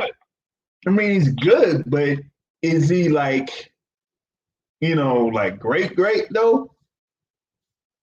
I I mean, mean, we won't. like Derrick James is we got Spence, he got the Charlo brothers, and I don't know, man. I'll say one thing about all the Texas boys that's down there, man. They all got one thing going that I don't understand. And James Kirkland had it too. He's from Texas too. Yeah. I don't know if it's something in the water or if it's something in the water, if you know what I mean. Yeah. All of them dudes got that. They got that same ability. James Kirkland, when he was with Ann Wolf, would walk through everything you threw at him, and you could not hurt him. Right. And he was just a force. Errol Spence, same way, and so are the Charlo brothers. It's like, if you made an argument that all of them, and I'm not trying to take nothing away from none of them, but if you made an argument that all of them was on something, I'd be like, well, maybe, because they all walk through everything. But I'm not trying to hate on He them. walked Like, in that other fight. who? In that last fight. The guy he knocked out. Oh, dog, He no. was losing. Kirkland was supposed to fight. I forgot. Tony Harris. He did. Tony Harrison was beating him that fight, too. Yeah, he was beating him down in that fight. He walked through him, shot. Yeah, he Oh, no, he did. walked, because you can't walk through everybody's shot. You can't walk through everybody's shot. Because some people know how to really box. Tony Harrison can actually box. That was Tony Harrison's father's fault. Speaking of trainers, Yeah. Tony Harrison's dad told him to box. Listen, there's certain combinations you don't throw against punchers, right? If you fighting a puncher, you guys know this. If you fighting a puncher and you know he's looking to counter or roll you and come back off something, then don't commit to your second punch before finishing your first punch. Throw your first and see what the reaction is, and then counter his counter, or throw your first and then put your body on him to throw off his timing for his counter, and then throw your second punch. But when you just go 1, 2, 3, basic ABC fighter against a dude like that, you're gonna get killed. And that's what happened against Harrison was beating him because he was throwing one punch at a time, two punches at a time. He throw one, then he go 1, 2, oh, then he just dance on you a little bit and get away from him. His dad kept telling him. He thought he was tired. He get repetitive. When he get tired, he get repetitive. But his dad kept on. His dad coached him on. His dad said, "You got him. I think you hurt him. You're gonna knock him out. I'm telling you, don't be scared to follow it up with that, clean it up with that left hook." And he stood in there too long and threw 1, 2, and then tried to beat Charlo to the hook. And Charlo wasn't hurt off the 1, 2 because you can't hurt them, dude. He wasn't hurt. Right. He stood in there and let him throw it. When he seen him loading up for that third punch, he's standing right in there anyway. You didn't knock him off balance with your first shot or your second shot. So he's fully on balance and on the right angle to throw a fully leveraged left hook before yours, because you were trying to beat him to it, but he's already in position to throw it because you couldn't get him off his mark with your 1, 2. So his dad did that to him. He said it. His dad did that to him at the end of that fight because his dad kept telling him, "You got him. Go ahead and you hurt him. Go ahead and finish him. You can finish him." You shouldn't have told him that. You should have just said, "Keep doing what you're doing, son." You should have hit him with the Roger Mayweather. Keep doing what you're doing. He can't beat you no way. Don't give him nothing. That's to the point of you got it. To the point of guys, coming down, like that's basically, the point there in that second fight is that you had, Jermell Charlo coming down from like a 168 to 154 to a Tony Harrison who's pretty much around 160 to 150, 155 or 156, going down to 154. And if you can't hurt them with your your number 2 after you do the 1, 2, then why are you trying to follow it up with a 3? He's just gonna walk you down, and then once you throw that 1, 2 and then try to attempt to throw that third shot, then he's just gonna, like you said, throw that one punch and you get hurt by that one punch. All you had to do is just, like you said, just box, do a basic 1, 2, get out of the pocket or get out of Charlo's range and have him reset and just keep doing it. Just keep doing the same thing.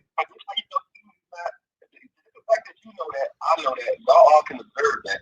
And now, we're not genius, but we sure ain't slow. But that lets you know why boxing is where it is right now, because there's nobody giving you that nuance in the corner. Like Tony Harrison clearly has the ability and the understanding of distance, timing, and discipline to be a great boxer. And I think he is. Yeah. He keep getting knocked out because he doesn't do that. Like even when he fought Hurd, and like even if you planned it out, 1, 2, get off the angle. That's what you work on drills. 1, 2, get off angle. 1, get off angle. That should be it. 1, get off angle. When you didn't have your bag, no walking around it. Hit it hard, get off angle. 1, 2, get off angle. 1, 2, 3, get off angle.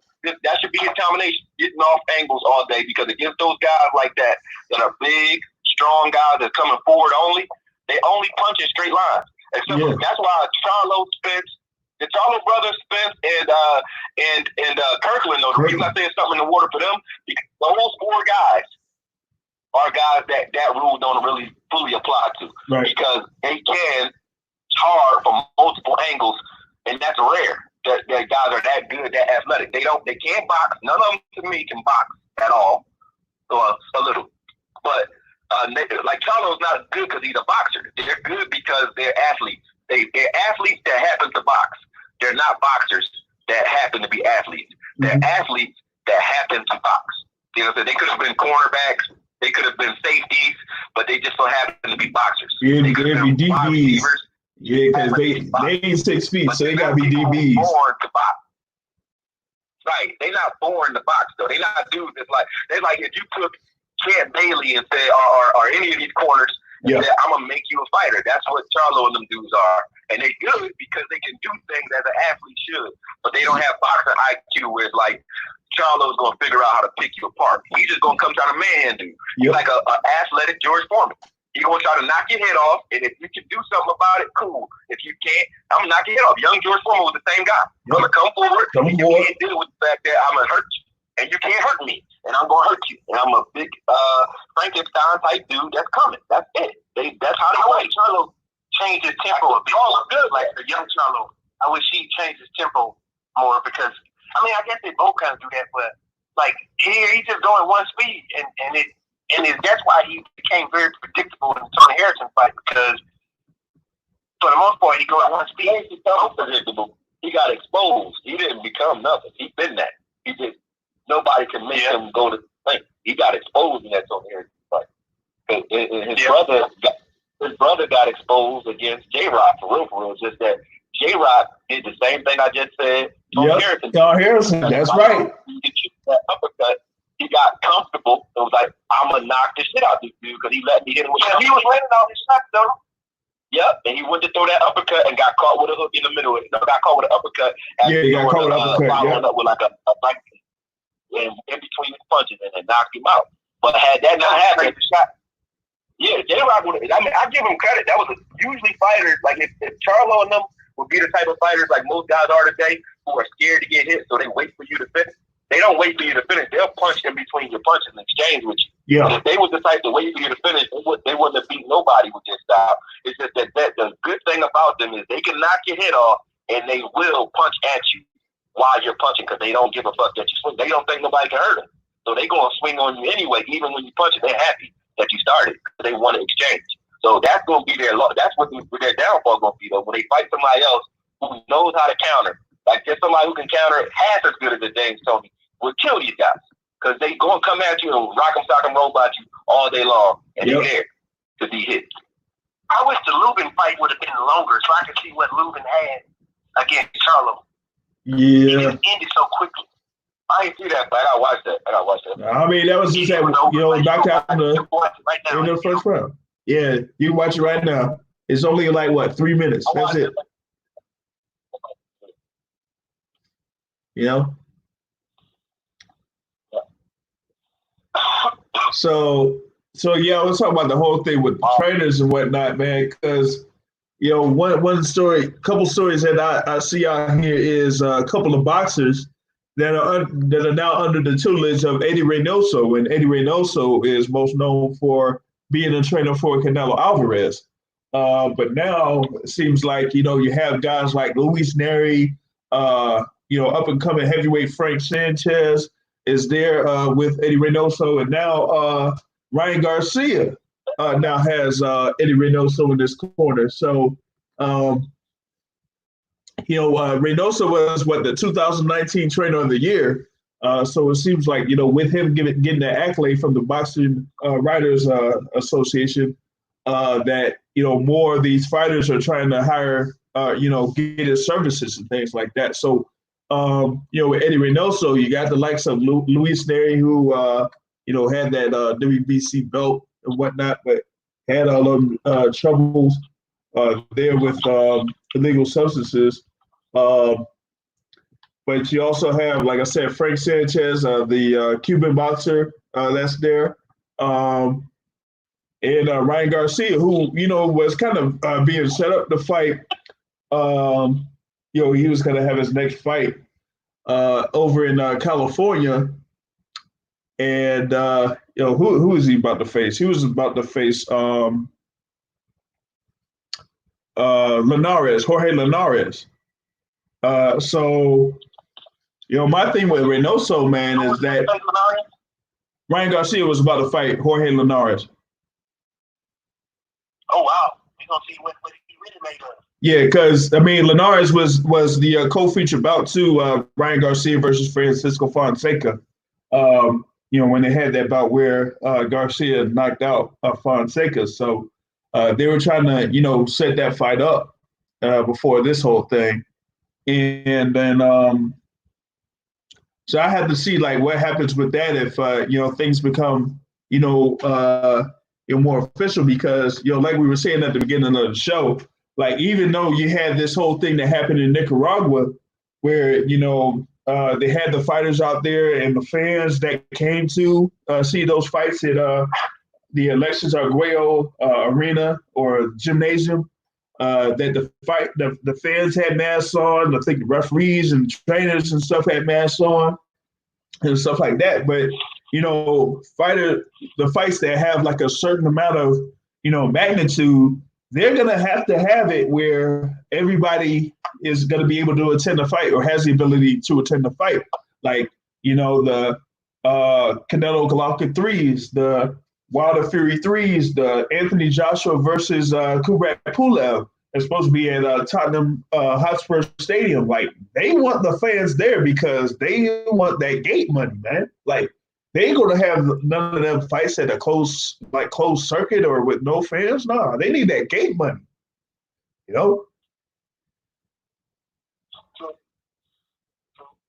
But like to the first part of your question, you talk about like Canelo's trainer getting trainer of the year, and should he get more fighters because of that? And then also Charlo's trainer, and should they get respect and so on because of the stables they got? Yeah. I'm like this, like just the same way I just talked about Alexis Arguello and Aaron Pryor. When you talk about Louis Resto and the dude he fought in that assault in the ring fight, I forgot who he gave in that fight. Oh yeah. You got Margarito. Margarito gets the asterisk against Cotto. Yeah. And both the Charlos just gave a great conversation about it. But until I know what the difference between the clear water bottle is and the Gatorade bottle, yeah, I don't know what the difference is. I mean, seriously, I train fighters. So if I got a bottle that's not clear and I won't reach, and my other trainer got a water bottle and I reach specifically for the Gatorade, there's a reason for that. And I got stuff where there's herbs that won't even show up as steroids that I can give a fighter right. for a fight legally in a water bottle that you wouldn't even know give them energy. So that means whatever you got in there ain't even clear like water, because I could have just put it in a water bottle and you wouldn't have known, and it wouldn't have been nothing that come out in your teeth. Like rhodiola opens up your oxygen airways, so if you have rhodiola in anything, then people are going to get more oxygen per movement, so their lactic acid don't build up the same way and they don't get as tired, right? So you could do that with any fighter and that's clean every time, right? So if you know that, and if other trainers know that, and they still got a Gatorade bottle, then what the hell is in there? What's in that? Yeah. You know I don't know what's in that. But whatever's in that, it got to be something because you gave it to them in the middle of a fight. So you didn't choose water for a reason. And I can never look at that like that's just cool. I don't like it when dudes are just, first off, you're already bigger than the guys you're fighting. So I don't like it when dudes are just big. That's like the guys on Madden, or on the video game when you're beating them and they pull the cord out or they start shaking the cord to mess it up because they just can't, gotta have the stats in their favor or they don't want to play. Yeah. You notice that when he started crying at the end of the fight. So if you left the game in your favor or you want to take your ball and go home, I can't call you great. You gotta get out of here. I don't like them dudes. I don't. Now I respect them because you gotta respect any man to get in the ring and risk his life, whether he owns something or not. But I don't like them. Yeah, like and was it Ontario, California, the California State Athletic Commission? Hey, I guess they didn't see that the other water bottle was brought in, man. Man, you can't do that, man. You can't. Like, it should be no question. Just like we got too many questions lately when it comes to cheating in boxing. Like you got the Tyson Fury fight, you got this fight, you got so many fights that were questionable. All last year was just full of boxing controversy. Should a fight have been stopped earlier? That dude Davies, Maxim Davies, whatever. Maxim Dadashev, yeah. I forget how. Yeah, Dadashev. There you go. I think Buddy McGirt did a good job in that fight, but you got guys like even the guy he was fighting, he wasn't even really. He was putting on some pressure, but it didn't seem all that punishing. But it's like certain guys, it's guys being tweaked out here. And it's either that or it's the weight. And either way, I can't respect you because the whole purpose of the weight class is in the first place. And that's why they should do the day of weigh-ins because then you're going to get true weight. Yeah. Closer to their walk-around weight. Yeah. Fighting. So it should be day of. You should weigh in the day of. That means if you 170, J-Rock, if you 170, Charlo, if you 170, Canelo, and your ass is a light heavyweight or a junior or a light heavyweight or a super middleweight. That's where you should be fighting because that's what you really are. And then we'll know how good a super middleweight you really are, not how good you can beat up on a junior welterweight or a welterweight. You know what I mean? Mm-hmm. Like, I'm sorry for cutting you off. You know this called a sweet sign. You're going to take away people's opportunity to put that chemistry in their body 1 or 2, 3, 4, 5 days before they fight and get down and make weight. You're going to take that opportunity away from people? You still gonna have to make weight. You just have to make your real weight. Now you got guys who weight cut. They weight cut so much that they not even themselves. Like if a guy is really 180 and he's just comfortable fighting at 150, he's still leaving something up there at that 165 mark where he's at his peak. He's leaving something up there. It's just that, like, look at Hurd. Hurd is definitely more athletic and fast he's fast enough for a light heavyweight. Like as a light heavyweight, Hurd is faster than most light heavyweight because he's fast enough for a junior welterweight or middleweight, right? But I mean, as a light heavyweight, he's extra fast, but he's losing some speed to come down, or he doesn't look as fast to come down against some smaller guys because they are just naturally faster. Yeah. But he looks like a slow, big guy. Really, he's a slim, quick guy at his own weight, but he's leaving that behind. So you don't even know his real style because he doesn't have to fight his real style because all he has to do when he comes down is walk you down and beat you up. He don't have to rely on nothing else to beat you. So he don't need to. It's the same thing with that we always argue about with Wilder, except for they do it with weight and not power. Wilder does the same thing with power. They just do it with weight. They say we're gonna be big enough to take your punches, and Wilder don't think nobody is big enough to take his punches. So they all rely on just their handicap cheat code or their mutant ability to beat you. They don't rely on skill. They rely on whatever that ability is. Then Deontay Wilder, I hit hard, and they're like the Toad from Bob Dilly Venom.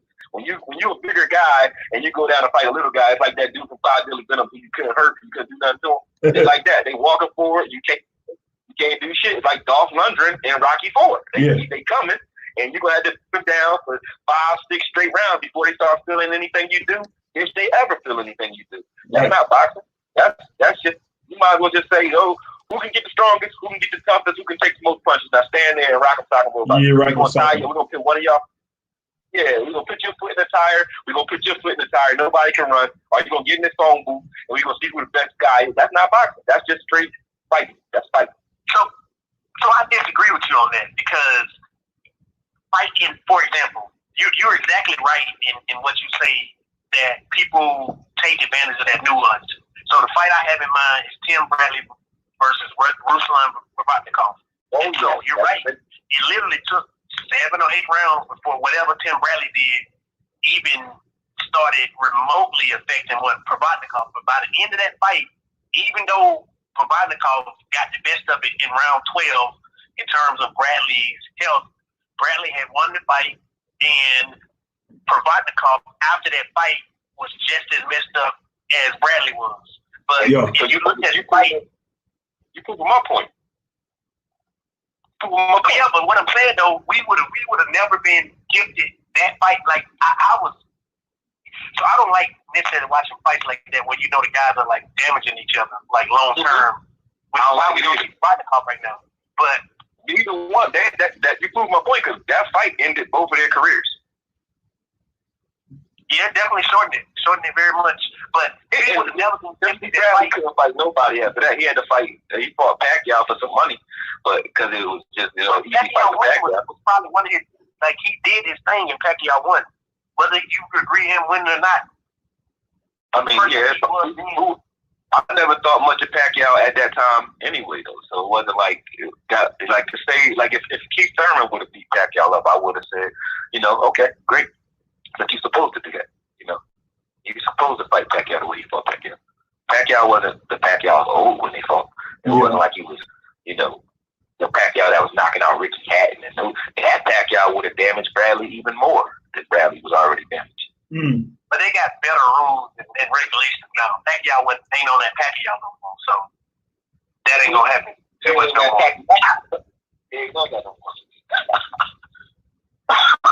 But speaking of Pacquiao, though, that body shot saved Pacquiao that victory, which is, again, Keith Thurman's Achilles heel. That body shot saved Pacquiao from Keith Thurman continuing his onslaught because Thurman was coming on and he probably would have won the rest of them rounds if not for that body shot. Now what does it tell you? What does it tell you when you see guys who can clearly be in a different level of conditioning, right? Yeah.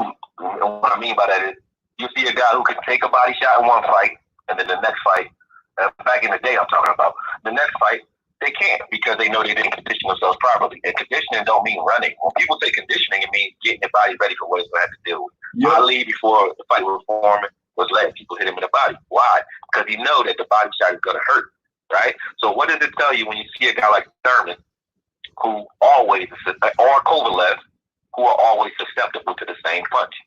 It hurts every time, right? Now, I'm not saying the body shot hurt, but that means you haven't conditioned. You haven't done anything to work on the fact that you know that might hurt you. You haven't let anybody hit you with medicine balls.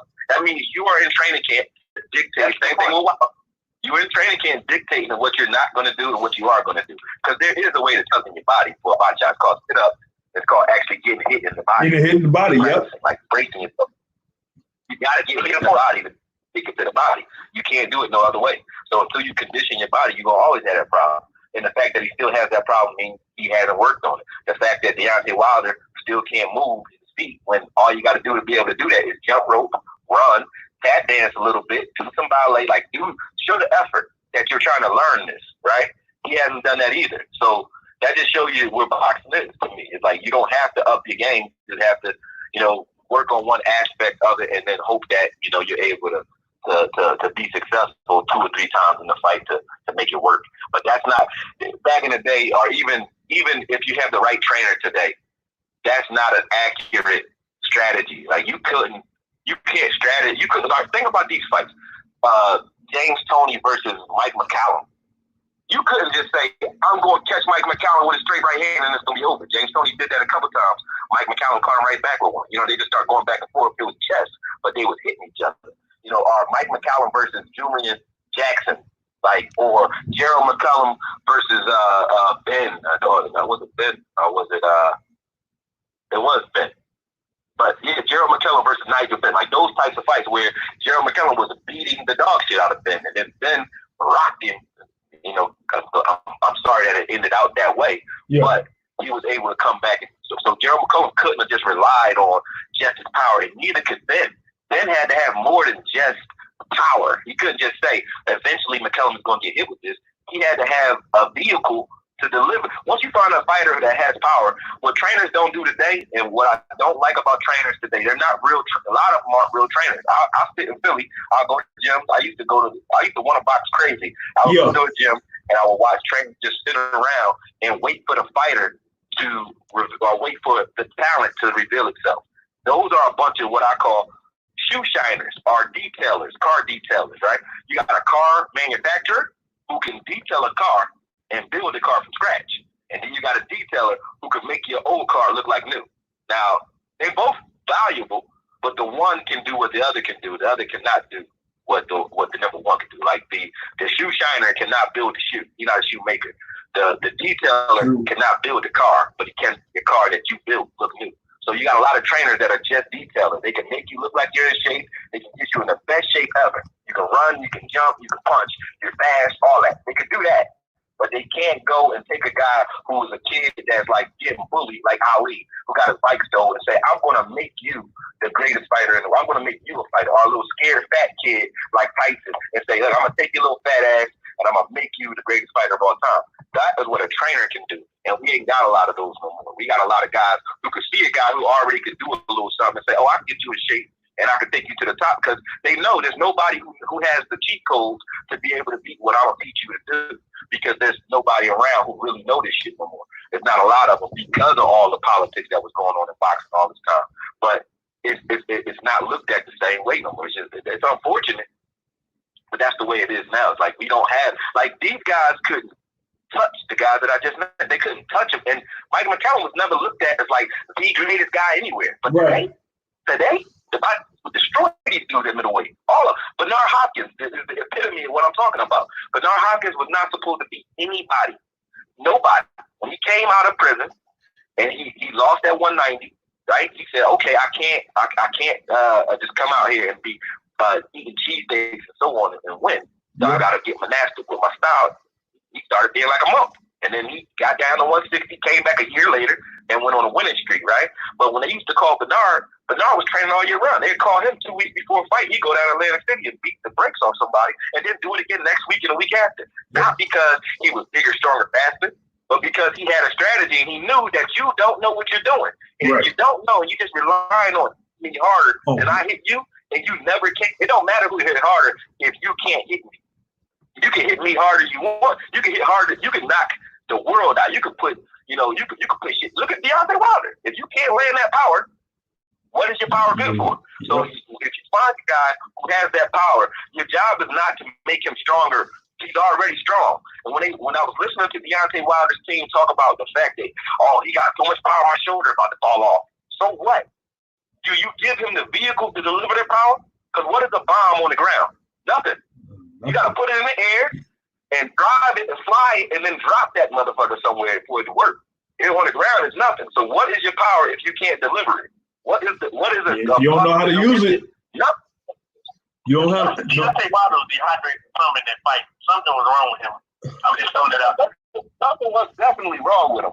I agree there. But there was something wrong with him before there was something wrong with him. Before that. My thing is, my thing is with Wilder, like you were saying, is like he has power, but if you don't know how to utilize that power well, then somebody, like you said with the likes of Spence and Crawford, you can get figured out. And once you get figured out, that's it. It's a wrap. You got to have some type of plan, a plan B if your power ain't going to work. Or if you don't know how to set up that power, you need to do something else. And if you can't do that, then you're pretty much going to get washed. Like he did in that particular fight. For those that are like listening in live, if you want to talk boxing, you can call in at 347-237-5539. I have like one more thing that I wanted to bring up. This is something that I talked about on YouTube, but I want to bring it up again because it's something that hits hard when it comes to the sport, and hopefully y'all gonna talk about it here in this instance. I think it was about a week ago, IFL TV had an interview with Michael Moore. And in one part of that interview, he talks about, the hardships of, being a retired boxer and dealing with, pain and all that type of thing. When it comes to being retired and having to deal with pain and other things there. So I'm going to see if I could run this particular clip. I'm going to see if I'm going to go 4 minutes with it and see how it goes. So let me see if I can do it. Okay. That's bullshit, man. That's bullshit. That's how most boxers are built. How in the hell does a manager get 33 in the third when he does nothing? That doesn't make sense. You have all these sanctioning fees on these belts that are not gold. They're brass. You give them credit. They're stylish, and a lot of people held the belt, but it's brass. It's not real.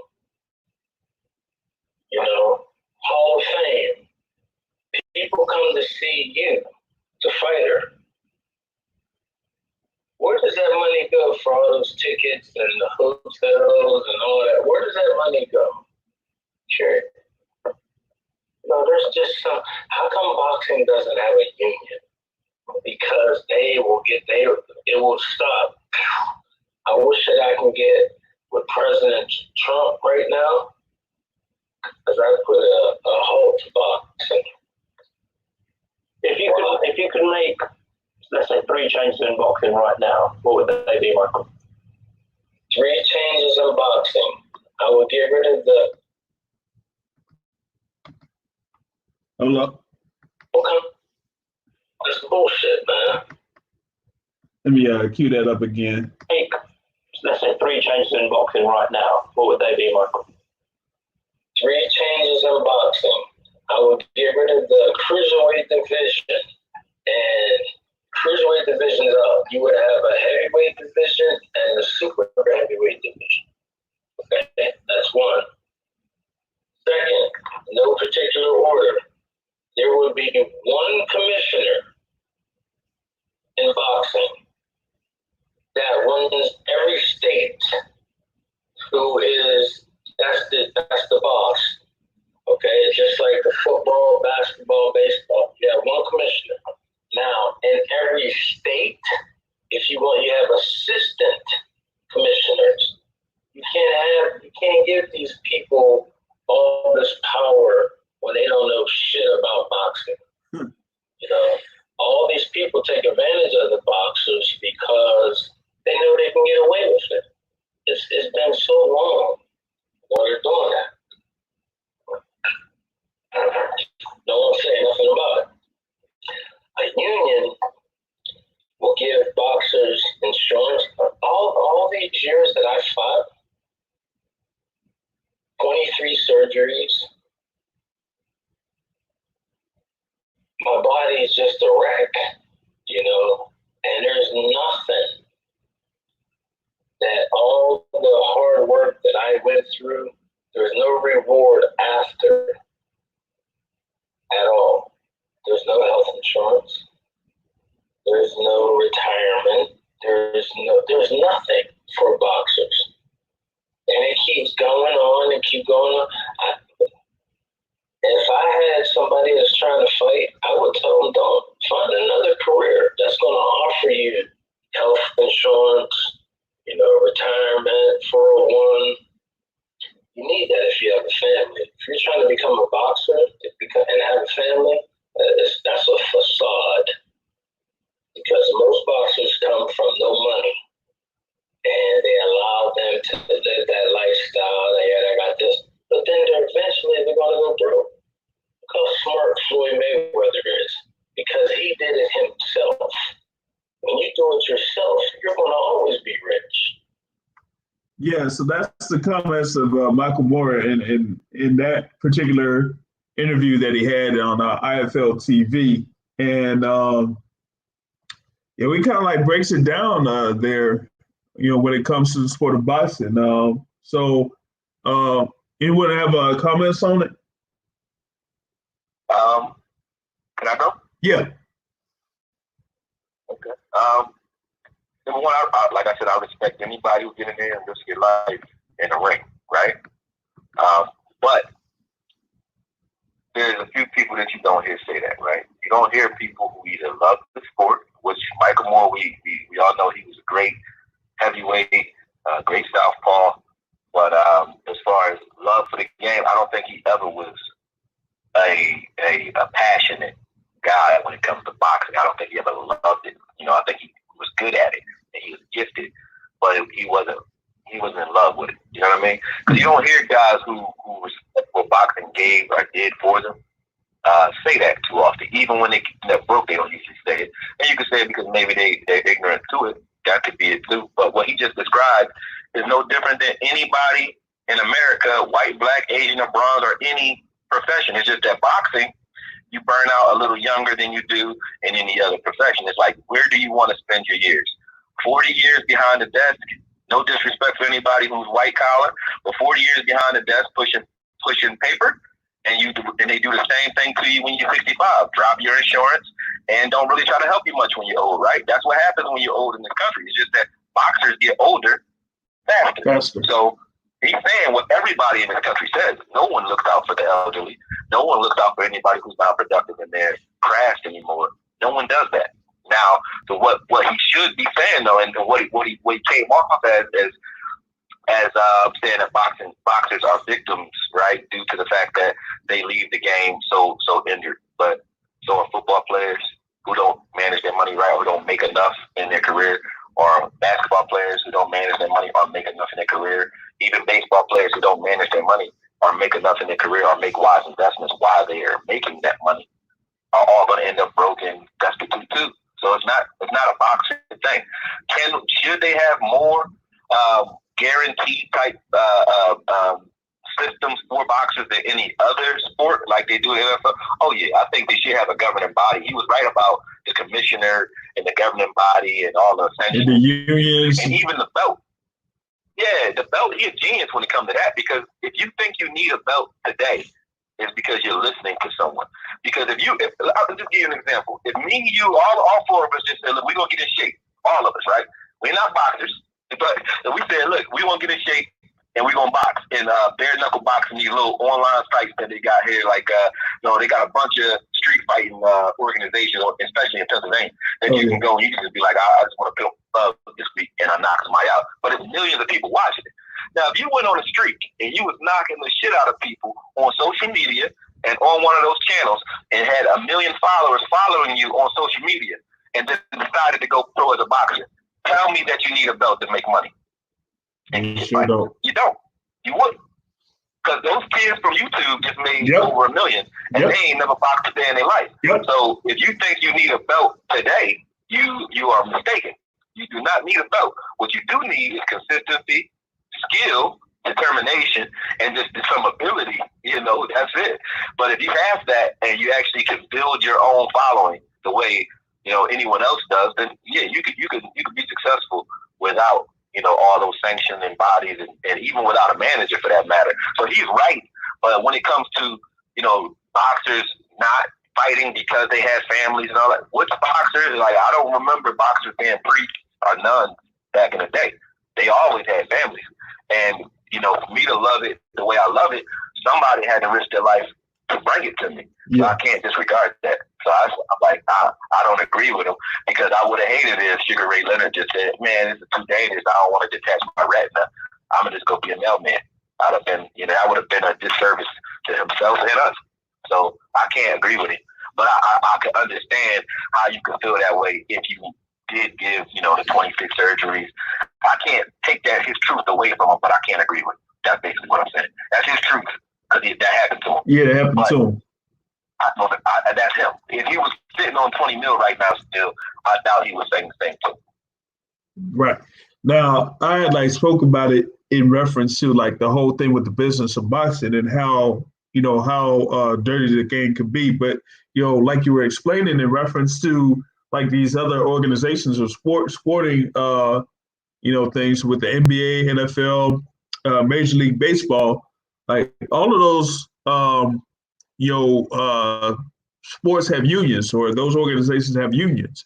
And even with those unions, you still have guys that end up broke because they don't know how to manage their money.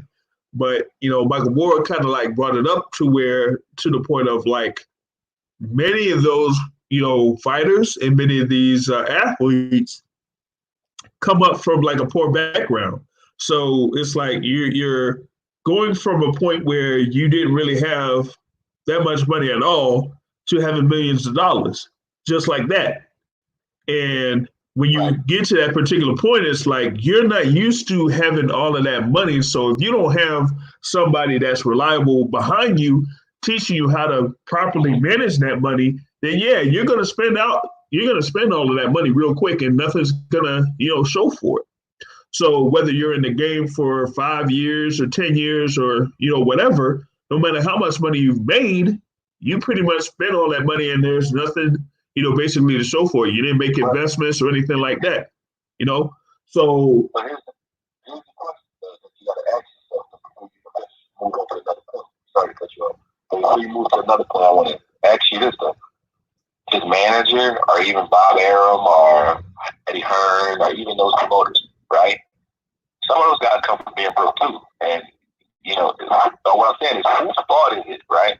Back in the day, yes, before the information age, where you didn't have the internet and you grew up poor, you knew you were poor, but you just really couldn't educate yourself fast enough to become financially able to, you know, manage your shit that fast, right? And then you had to rely on either your accountant or your manager, and they could screw you because you didn't understand those nuances.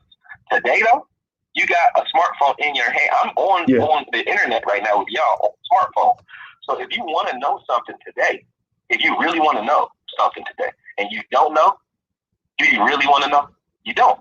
You don't, because you could. You could figure it out today. Back in the day, you were right. Today, though, for boxers, if you want to figure out how to manage your books, there's an app for that. There's a video on YouTube for that, class for that, and y'all make enough to cover it. So does anybody manage what your manager does with his money? What Eddie Hearn does with his? Nobody manages what anybody does with their money. The difference is Eddie Hearn is going to make money after his knees go out and after his jaw is glass, right? It doesn't matter. He's still going to make money. You're not. But you know that while you're boxing. And if you don't know that, whose fault is that? That's not Eddie Hearn's fault. Eddie Hearn's job is to pay you what you agree to fight for. Now, once you fight, it's your job to take care of you. It's his job to pay you to take care of you. And once they pay you to take care of you, you should do that. Now, if you don't have a team around you that's capable of helping you with that, that is unfortunate, but it is nobody's fault because all they owe you is the money they have to pay. Now, if they stop paying you real quick, if the MMA wanted to talk because they don't get the same purses, you know, at the top level that boxers do, they could have an argument because they wasn't getting that money, but the UFC is getting money, so they should be paying you what you're worth because you have to take care of yourself, and $50,000 a fight ain't gonna cut that. But as a boxer, like you got dudes like Adrian Broner that's still worth $1 million a draw, or you know, $800,000 when you step out there and fight, and won't fight unless you paying them that. Now, if you got a guy like that, and I grew up on a block in North Philly where you can buy the entire block for what one of his chains costs. Not one house on the block. The entire block. Hey. You can rehab it for the price of the second chain. Yep. So for $500,000, you could have bought a full North Philly block and rented every property on it out and made that type of money every month for life. Look at Baltimore. You can do the same thing. All the Punisher Williams. Paul Williams will never fight again. He's in a wheelchair. Yep. Ask me if he cares. He don't care. He happy as hell. He ain't talking. He ain't even saying what Michael Moore saying. He can't walk. He can't even walk. Why? Because he invested in real estate heavily. Fernando Vargas looked like he ate Fernando Vargas. You know why? Because he bought half of L.A., South L.A., like East L.A., and got money. So he's cool. His son fighting, and he's happy as hell. Shane Mosley don't look too broke to me. They chilling. Why? Because they invested their money the right way. Even Vernon Forrest, rest in peace, before he died, he was fine. Why? Because they invested their money. Marvin Hagler's in Italy, making movies and chilling and doing whatever. Why? Because he took that Sugar Ray money and did something with it. Yep. So Tommy Hearns, though, man. The difference between boxers and sports stars that go broke, the difference between them and the rest of America is their bank accounts are public and ours aren't. But how many people you know around you who made money, who should have done something with their money, didn't do anything with their money, went broke? That happens in every industry, and boxing will never be any different because they're humans boxing. They aliens boxing. They all human, and humans do what humans do, and that's what they do. Fuck up money.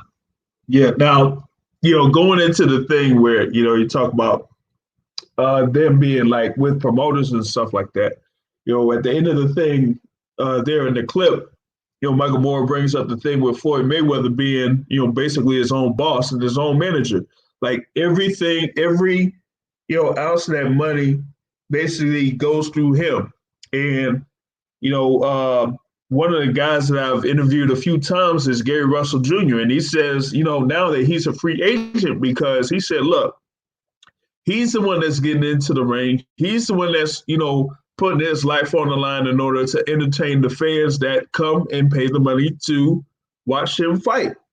So why is it that, as Michael Moore said, that if that's happening, why is it that the promoters or managers are getting 30% at least 70% off the rip. Gary Russell Jr. is like, nah, that ain't how it works. Like, I don't care like what you do as far as like trying to promote the fight or whatever it is. That's something I can do myself if need be. The only thing I need you to do is just try to, I guess find a venue for me to fight at. That's it. If I don't want to, put up the money to reserve the venue, then hey, I'll just hit you up and say, look, I want to fight. I want to fight on this date and put it in this place. And if you got the money to put up to, make it happen, then cool. But if not, then I need to be properly compensated for fighting. And I'm going to do what I need to do with the money that I have to make sure that I'm going to be set for life. And, those examples that you had with, Vernon Forrest, the Fernando Vargas, the Shane Mosleys, and all of that, they're guys that know what to do with their money. But on the flip side, there's a lot of boxers out there that, squander a lot of their money off the rip. And like I said, with Adrian Broner, like he buy those chains, and those chains are good enough to buy up, a whole block of North Philly or Baltimore or something like that. But, they don't necessarily do that. So there is, that one aspect, but, as far as like, creating unions and stuff like that, like maybe they should try to, make unions and stuff to see if they can protect themselves more. But as an independent contractor, like I told Gary Russell Jr., as an independent contractor, you should know what the ins and outs are as far as like getting into the business of boxing and saying that, hey, if I'm doing this, if I'm risking my life, to be in that ring, I should be properly compensated for doing so. And having, if I want to have these people want to see me fight, then I should be paid this much in order for, me to get in that ring. And if they can't really, work that out, that's kind of like on them. I mean, I agree with you, but then at the same time, it's like, that's like what you described is like people have to mind their business. Like Gary Russell, he know what mind your business means. It's not rude. It's not telling you to get out of my business. Mind your business is put your mind on your business. His mind is on his business. Yeah. Right? And he's handling business, which is great for him. And that's with rap or anything else. With rap, if you sign a 360 deal, they're going to get paid off of getting you into movies and getting you into commercials. They're going to get paid off of everything you do as an artist, right? Yep. Or you can go independent and do those yourself. Yep. That is up to you. If you got the talent and the know-how to do that yourself, do it. If you just one of those guys who want a job, you will have a job working for somebody who gets you fights. You know what I mean? And that's what you'll be an employee to your manager and to your promoter. And some people don't mind that. Some people don't mind saying, I got to see what my guys want me to do, what my handlers want to do. I'll do that. I'll fight anybody they tell me to fight. And some people go out and behind that fight and say, I will fight like Gary Russell. I'll decide who I fight. Or Roy Jones or Floyd. Those guys decide when and where they fight, and they have control over their destiny. Yep. And they're not going to get set up with certain fighters like J-Rock, where he was up against that kid that he just fought. Rosario. But I don't think he should have fought.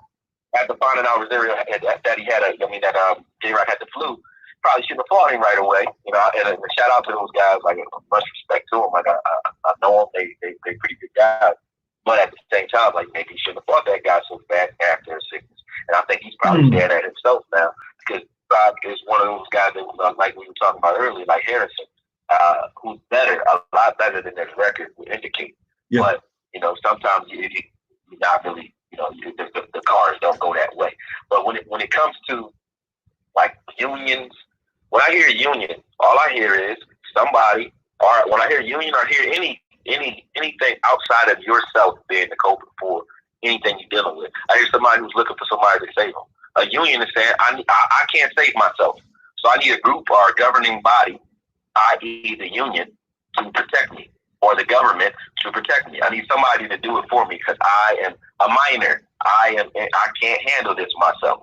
And if that's what you're saying as a boxer, and not you, but that's what a boxer feels, then he has the right to have somebody else take up for him and get him fights, because he's saying to himself by allowing it. You're saying that you don't know because you wouldn't do it if you knew. So you don't know. So you must not know how to get these fights yourself, because you will see how invaluable, how useless it is for someone else to do it for you. And if you don't see it, then you must You know, like some people Right.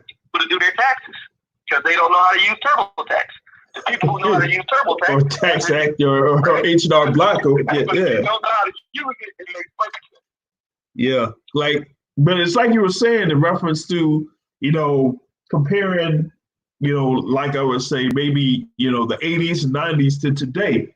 Like today, right, you have all the resources right in your hand in the cell phone that you could go on the internet, you can hit up the Googles, you can hit up the Yahoos or whatever search engine you want, and you could learn everything that you need to know in order to, you know, be an independent contractor when it comes to boxing. And you know, one thing that I did years ago, and it was like me thinking about doing a large scale event.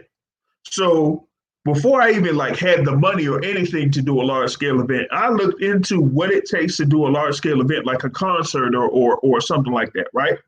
So I said, wait a minute, what do I need in order to make this happen? I need to book a venue.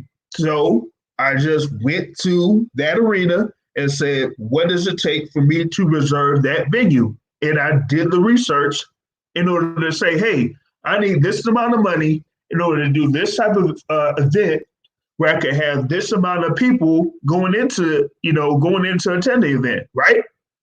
So my thing is like these boxers or something like that, if they want to, run the whole thing themselves, they have to do that type of research in order to say, hey, okay, it's going to cost me, like, say, $150,000 to $250,000 in order to book this venue for me to have a fight there. So if I know that it's going to be $100,000 to $250,000, I know that I have to have charge this much in order to make some type of profit off of that. You know what I mean? So if I know that, then I know that I have to push myself in order to promote this fight to get people to buy those tickets so that I make money once I step into that ring. And that's basically what it is. If you want to control every single solitary part of what happens when you fight, that's the type of work that you have to do. Yep. And Pay the cost. Yep. And a lot of times these fighters don't really, take the time to do the research in that because they want to just, focus on, one particular thing. If you want to focus on that one thing, that's all cool. But once you focus on that one thing, you're taking your time and your energy off of trying to get the other stuff that needs to be done in order for you to have that fight, and in order for you to make the most money that you need to make off of that particular fight. So that's a whole situation that they gotta think about if they want to run it that way. So that's kind of like how I like get it. And like Michael Morris said, Floyd Mayweather controls every part of his career, controlled every part of his career because he said, look, I'm the draw, I'm the guy, I'm the attraction. So either you're gonna pay me this amount of money for me to do what I do, or I'm gonna, do everything myself and just say, hey, I'll take all the money that comes from the profits. I don't need to pay y'all. What do I need to pay a promoter for? What do I need to pay a manager for? Well, Floyd did something. He did Floyd in that regard, though. Yeah, but Floyd got handlers too. Yeah, he does. He's called. He give Floyd much credit because it's not Floyd by itself. Right. But at the same time, Floyd started off with Bob Arum. Right. And so Jay Prince, but he got himself out of that contract by fighting and winning. Then once he fought himself out of the contract, he became Money Mayweather. But he had to fight and win before that. If Floyd took some L's or took punishment before leaving Bob Arum's care, it would have been another story too. You wouldn't have got to say, Floyd, let's do it like Floyd. Because if you do it like Floyd, that means you got signed by a promoter for the first 4 or 5 years of your career, right? Yeah. Or longer even, maybe. I don't even know. It might have been longer than that. But if that's the case, because I think he left Arum in the early 2000s and he's been with him since '96. So it's like, you know what I mean? He had been with Arum for maybe 8 years at that time. You know what I mean? 8 years of career. He had a career. He did. He had it probably was longer than that. He just got smarter second half of his career, just like most older fighters. It's just that Floyd was smart enough not to take punishment. But John Hopkins was same thing. Bernard had a career before he ever saw his real career. After he beat Tito, he started a second career. He was 36 when he beat Trinidad and fought until he was 50. But he was already fighting for 13 years before that. Yep. You know what I'm saying? He was already fighting since he was 23. So from 23 to 36, yeah, 13 years in. Then did a whole another 14 years after that. You know what I mean? And that's only because he didn't damage himself in the first 36. But so you can't say, let's follow Bernard either. He had promoters too. Yep. He had Everybody had to start that way. Prior to, right. He had Don King, one of the worst ones. He just fought his way through the gauntlet and came out the other end. Everybody don't start off like De La Hoya, where they truly are, selling out arenas, or Canelo, where they selling out arenas from an early age. Everybody don't start off there with Pacquiao. Pacquiao was fighting in the Philippines. And then he had to win his way to it. When they put him against Barrera and Morales, he was there to be a feisty opponent. That's it. He wasn't there to win. He was there to be a feisty opponent, but he just so happened to have their card. Like, he was stronger and a lot more aggressive than they thought. But that he earned that himself. Danny Garcia was never meant to be an A-side fighter. They put him against Amir Khan to lose, Morales to lose, Matisse to lose. Everybody they put him against is somebody that they're trying to promote. And then he beats them. And then they say, oh, this guy can fight. But I've never seen a guy who seemed like a C fighter the way they promote him. They promote Danny Garcia like he's a loser. You know what I mean? They promote him like you would think that he's just not that good. And you're like, damn, he don't lose? Nope. He knocked the shit out of everybody when he stepped up. Yep. But you see how they promote him, right? So it's like that, man. It's like if you're coming up on your own, the only people I've seen that really did it like that themselves, dudes like Roy Jones, when he first came. Roy Jones from the rip was by himself. He wasn't locked down. I don't know. He might have had a promoter early on, very early. But for the most part, Roy been doing what Roy wanted to do. And they used to criticize him because they said you take fights based on who you choose to fight. Same thing with he had a promotion deal. You see how long he sat down. Andre Ward, fought and chose who he wanted to fight, but his promoters tied him up so long. And he had friends too. They took years off his career. Yeah. Shaw. Who was it? Shaw. Not Shaw. Goosen. Yeah, he was with Goosen for a good minute, and he was also like co-promoted with somebody when he was with Goosen. And so they had that little, spat as far as like, what he could do. And that's what locked him up. So he tried to get away from Goosen, and Goosen wouldn't allow that. So that's how he got tied up at that particular point, But yeah, sometimes like in the game of boxing, like not everybody could really, start off as an independent. You have to get into the pro game through at least one of these promoters, like the Bob Arams, or what I would say, like Shaw, Gary Shaw back in the day, or Lou DiBella, or Eddie Hearn now. Like you get in a game like with one of those guys, but after you do that and you have some time to like build yourself. And like you said, start winning those fights and keep winning.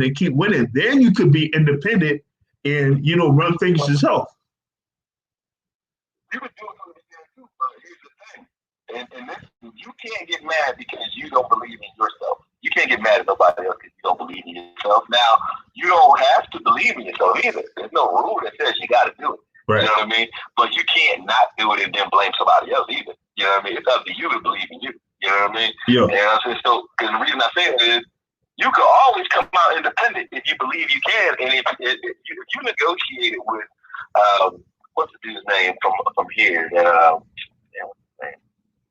always forget his name. He's an old dude, only dude that promotes here in Philly. Old head.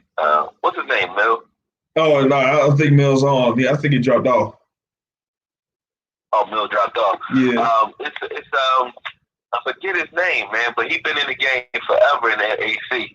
He promotes everybody on the East Coast. But if you go to him and you negotiate your rate and you just say, listen, I can sell tickets, he don't let you fight on the card. Now, if you got on the card and you knocked that guy out on that card and you did it again, the next card, and you continuously do that, then okay. you got yourself a track record and you got yourself a relationship that's non-exclusive with a promoter, right? Yeah. And you can continuously do that. You can also take your little money and go to Mexico and say, hey, I want to be A-side and I need my record up a little bit. So I'm going to go down to Mexico and I'm going to fight 10 fights down there for the next 5 months, right? And then you can fight as much as you want down in Mexico. That's what Canelo did when he was young. Yeah. So you go down there, Russell Peltz is his name. Peltz, yeah. But you go down to Mexico, you're gonna get your record up there. It's $800 a fight, you're gonna be A-side. Now they're gonna come to fight, but then you're gonna be A-side. I mean, you get to choose who you fight, you get to choose the round of rounds you want to fight, so on. The gloves, everything. You A-side for 800, right? So there you go. Now you got yourself a record and you got yourself some momentum, right? Now if you take that and try to leverage it into a bigger fight, you're gonna get you a step up opportunity eventually. And when you get that step up opportunity, you gotta be ready for it. Yep. But you can do that yourself. Now if you believe in yourself and you think you can do that, then you will. And if you don't believe in yourself and you don't think you can do that, go get a promoter and they will. But then you can't complain about what come after that. You know, like you can't, because you did it. Nobody made you do that. Now, you know, it is what it is. But like I said, today is different than before. Now, we still listen to the old rules of yesterday because the old rules were if you couldn't get it, you couldn't get in unless somebody let you in before because nobody could see you fight unless that person said that you could fight on their card. Nobody knew you could fight. Now, you can fight anytime you want if you want to fight. Like, I got fighters, I could take them to California. I got Moroccan fighters. When they come into town, we're discussing that now. He's already 7-0. But if I take him to California and I get him some fights down there and then I bring them back here and take them to Top Rank or any of those guys, they're going to give us a sign-on bonus where I get a check and you get a check. And that's why you have so many trainers and the fighters that are signing these deals because you got guys who you've never even heard of right now who are sitting at home getting a check from a promoter or from a manager that's an advance right now that has interest attached to it, and they think that they're getting paid. They don't even understand that advance means you are paying yourself in advance. They ain't paying you nothing. They're gonna take that back out of you when you fight. Yeah. So when you start fighting and you're gonna complain saying, oh, he's taking 30%.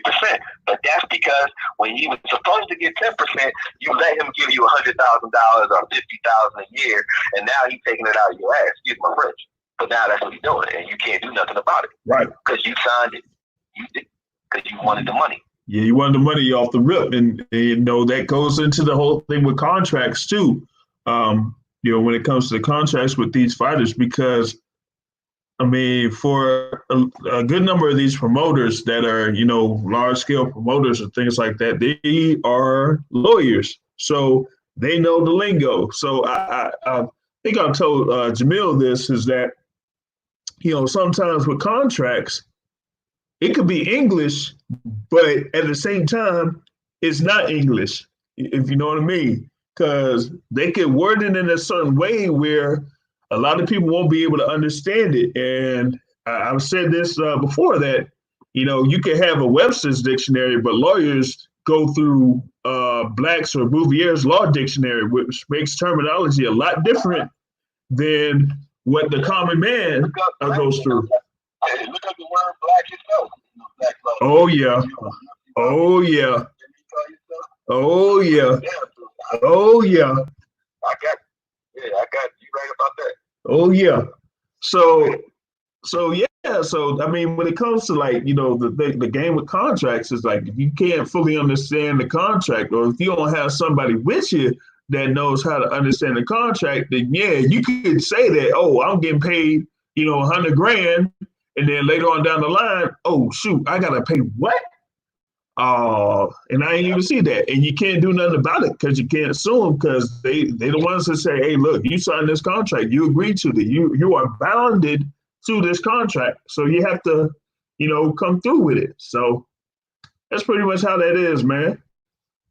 But with that being said, I'll put a close to this particular episode on the Bison Source Radio Show. I thank you for calling in and being part of this podcast here. We do have this available on YouTube, and it will be available on Anchor.fm later on down the line. We will do this once again next Sunday 7:30 p.m. Eastern time, live Sundays. And yo, like I say at the end of every show, folks, the point of boxing is to hit and not get hit, not to stand and trade. On that note, I'm out. Have a good evening, everybody. All right, brother. Have a nice one.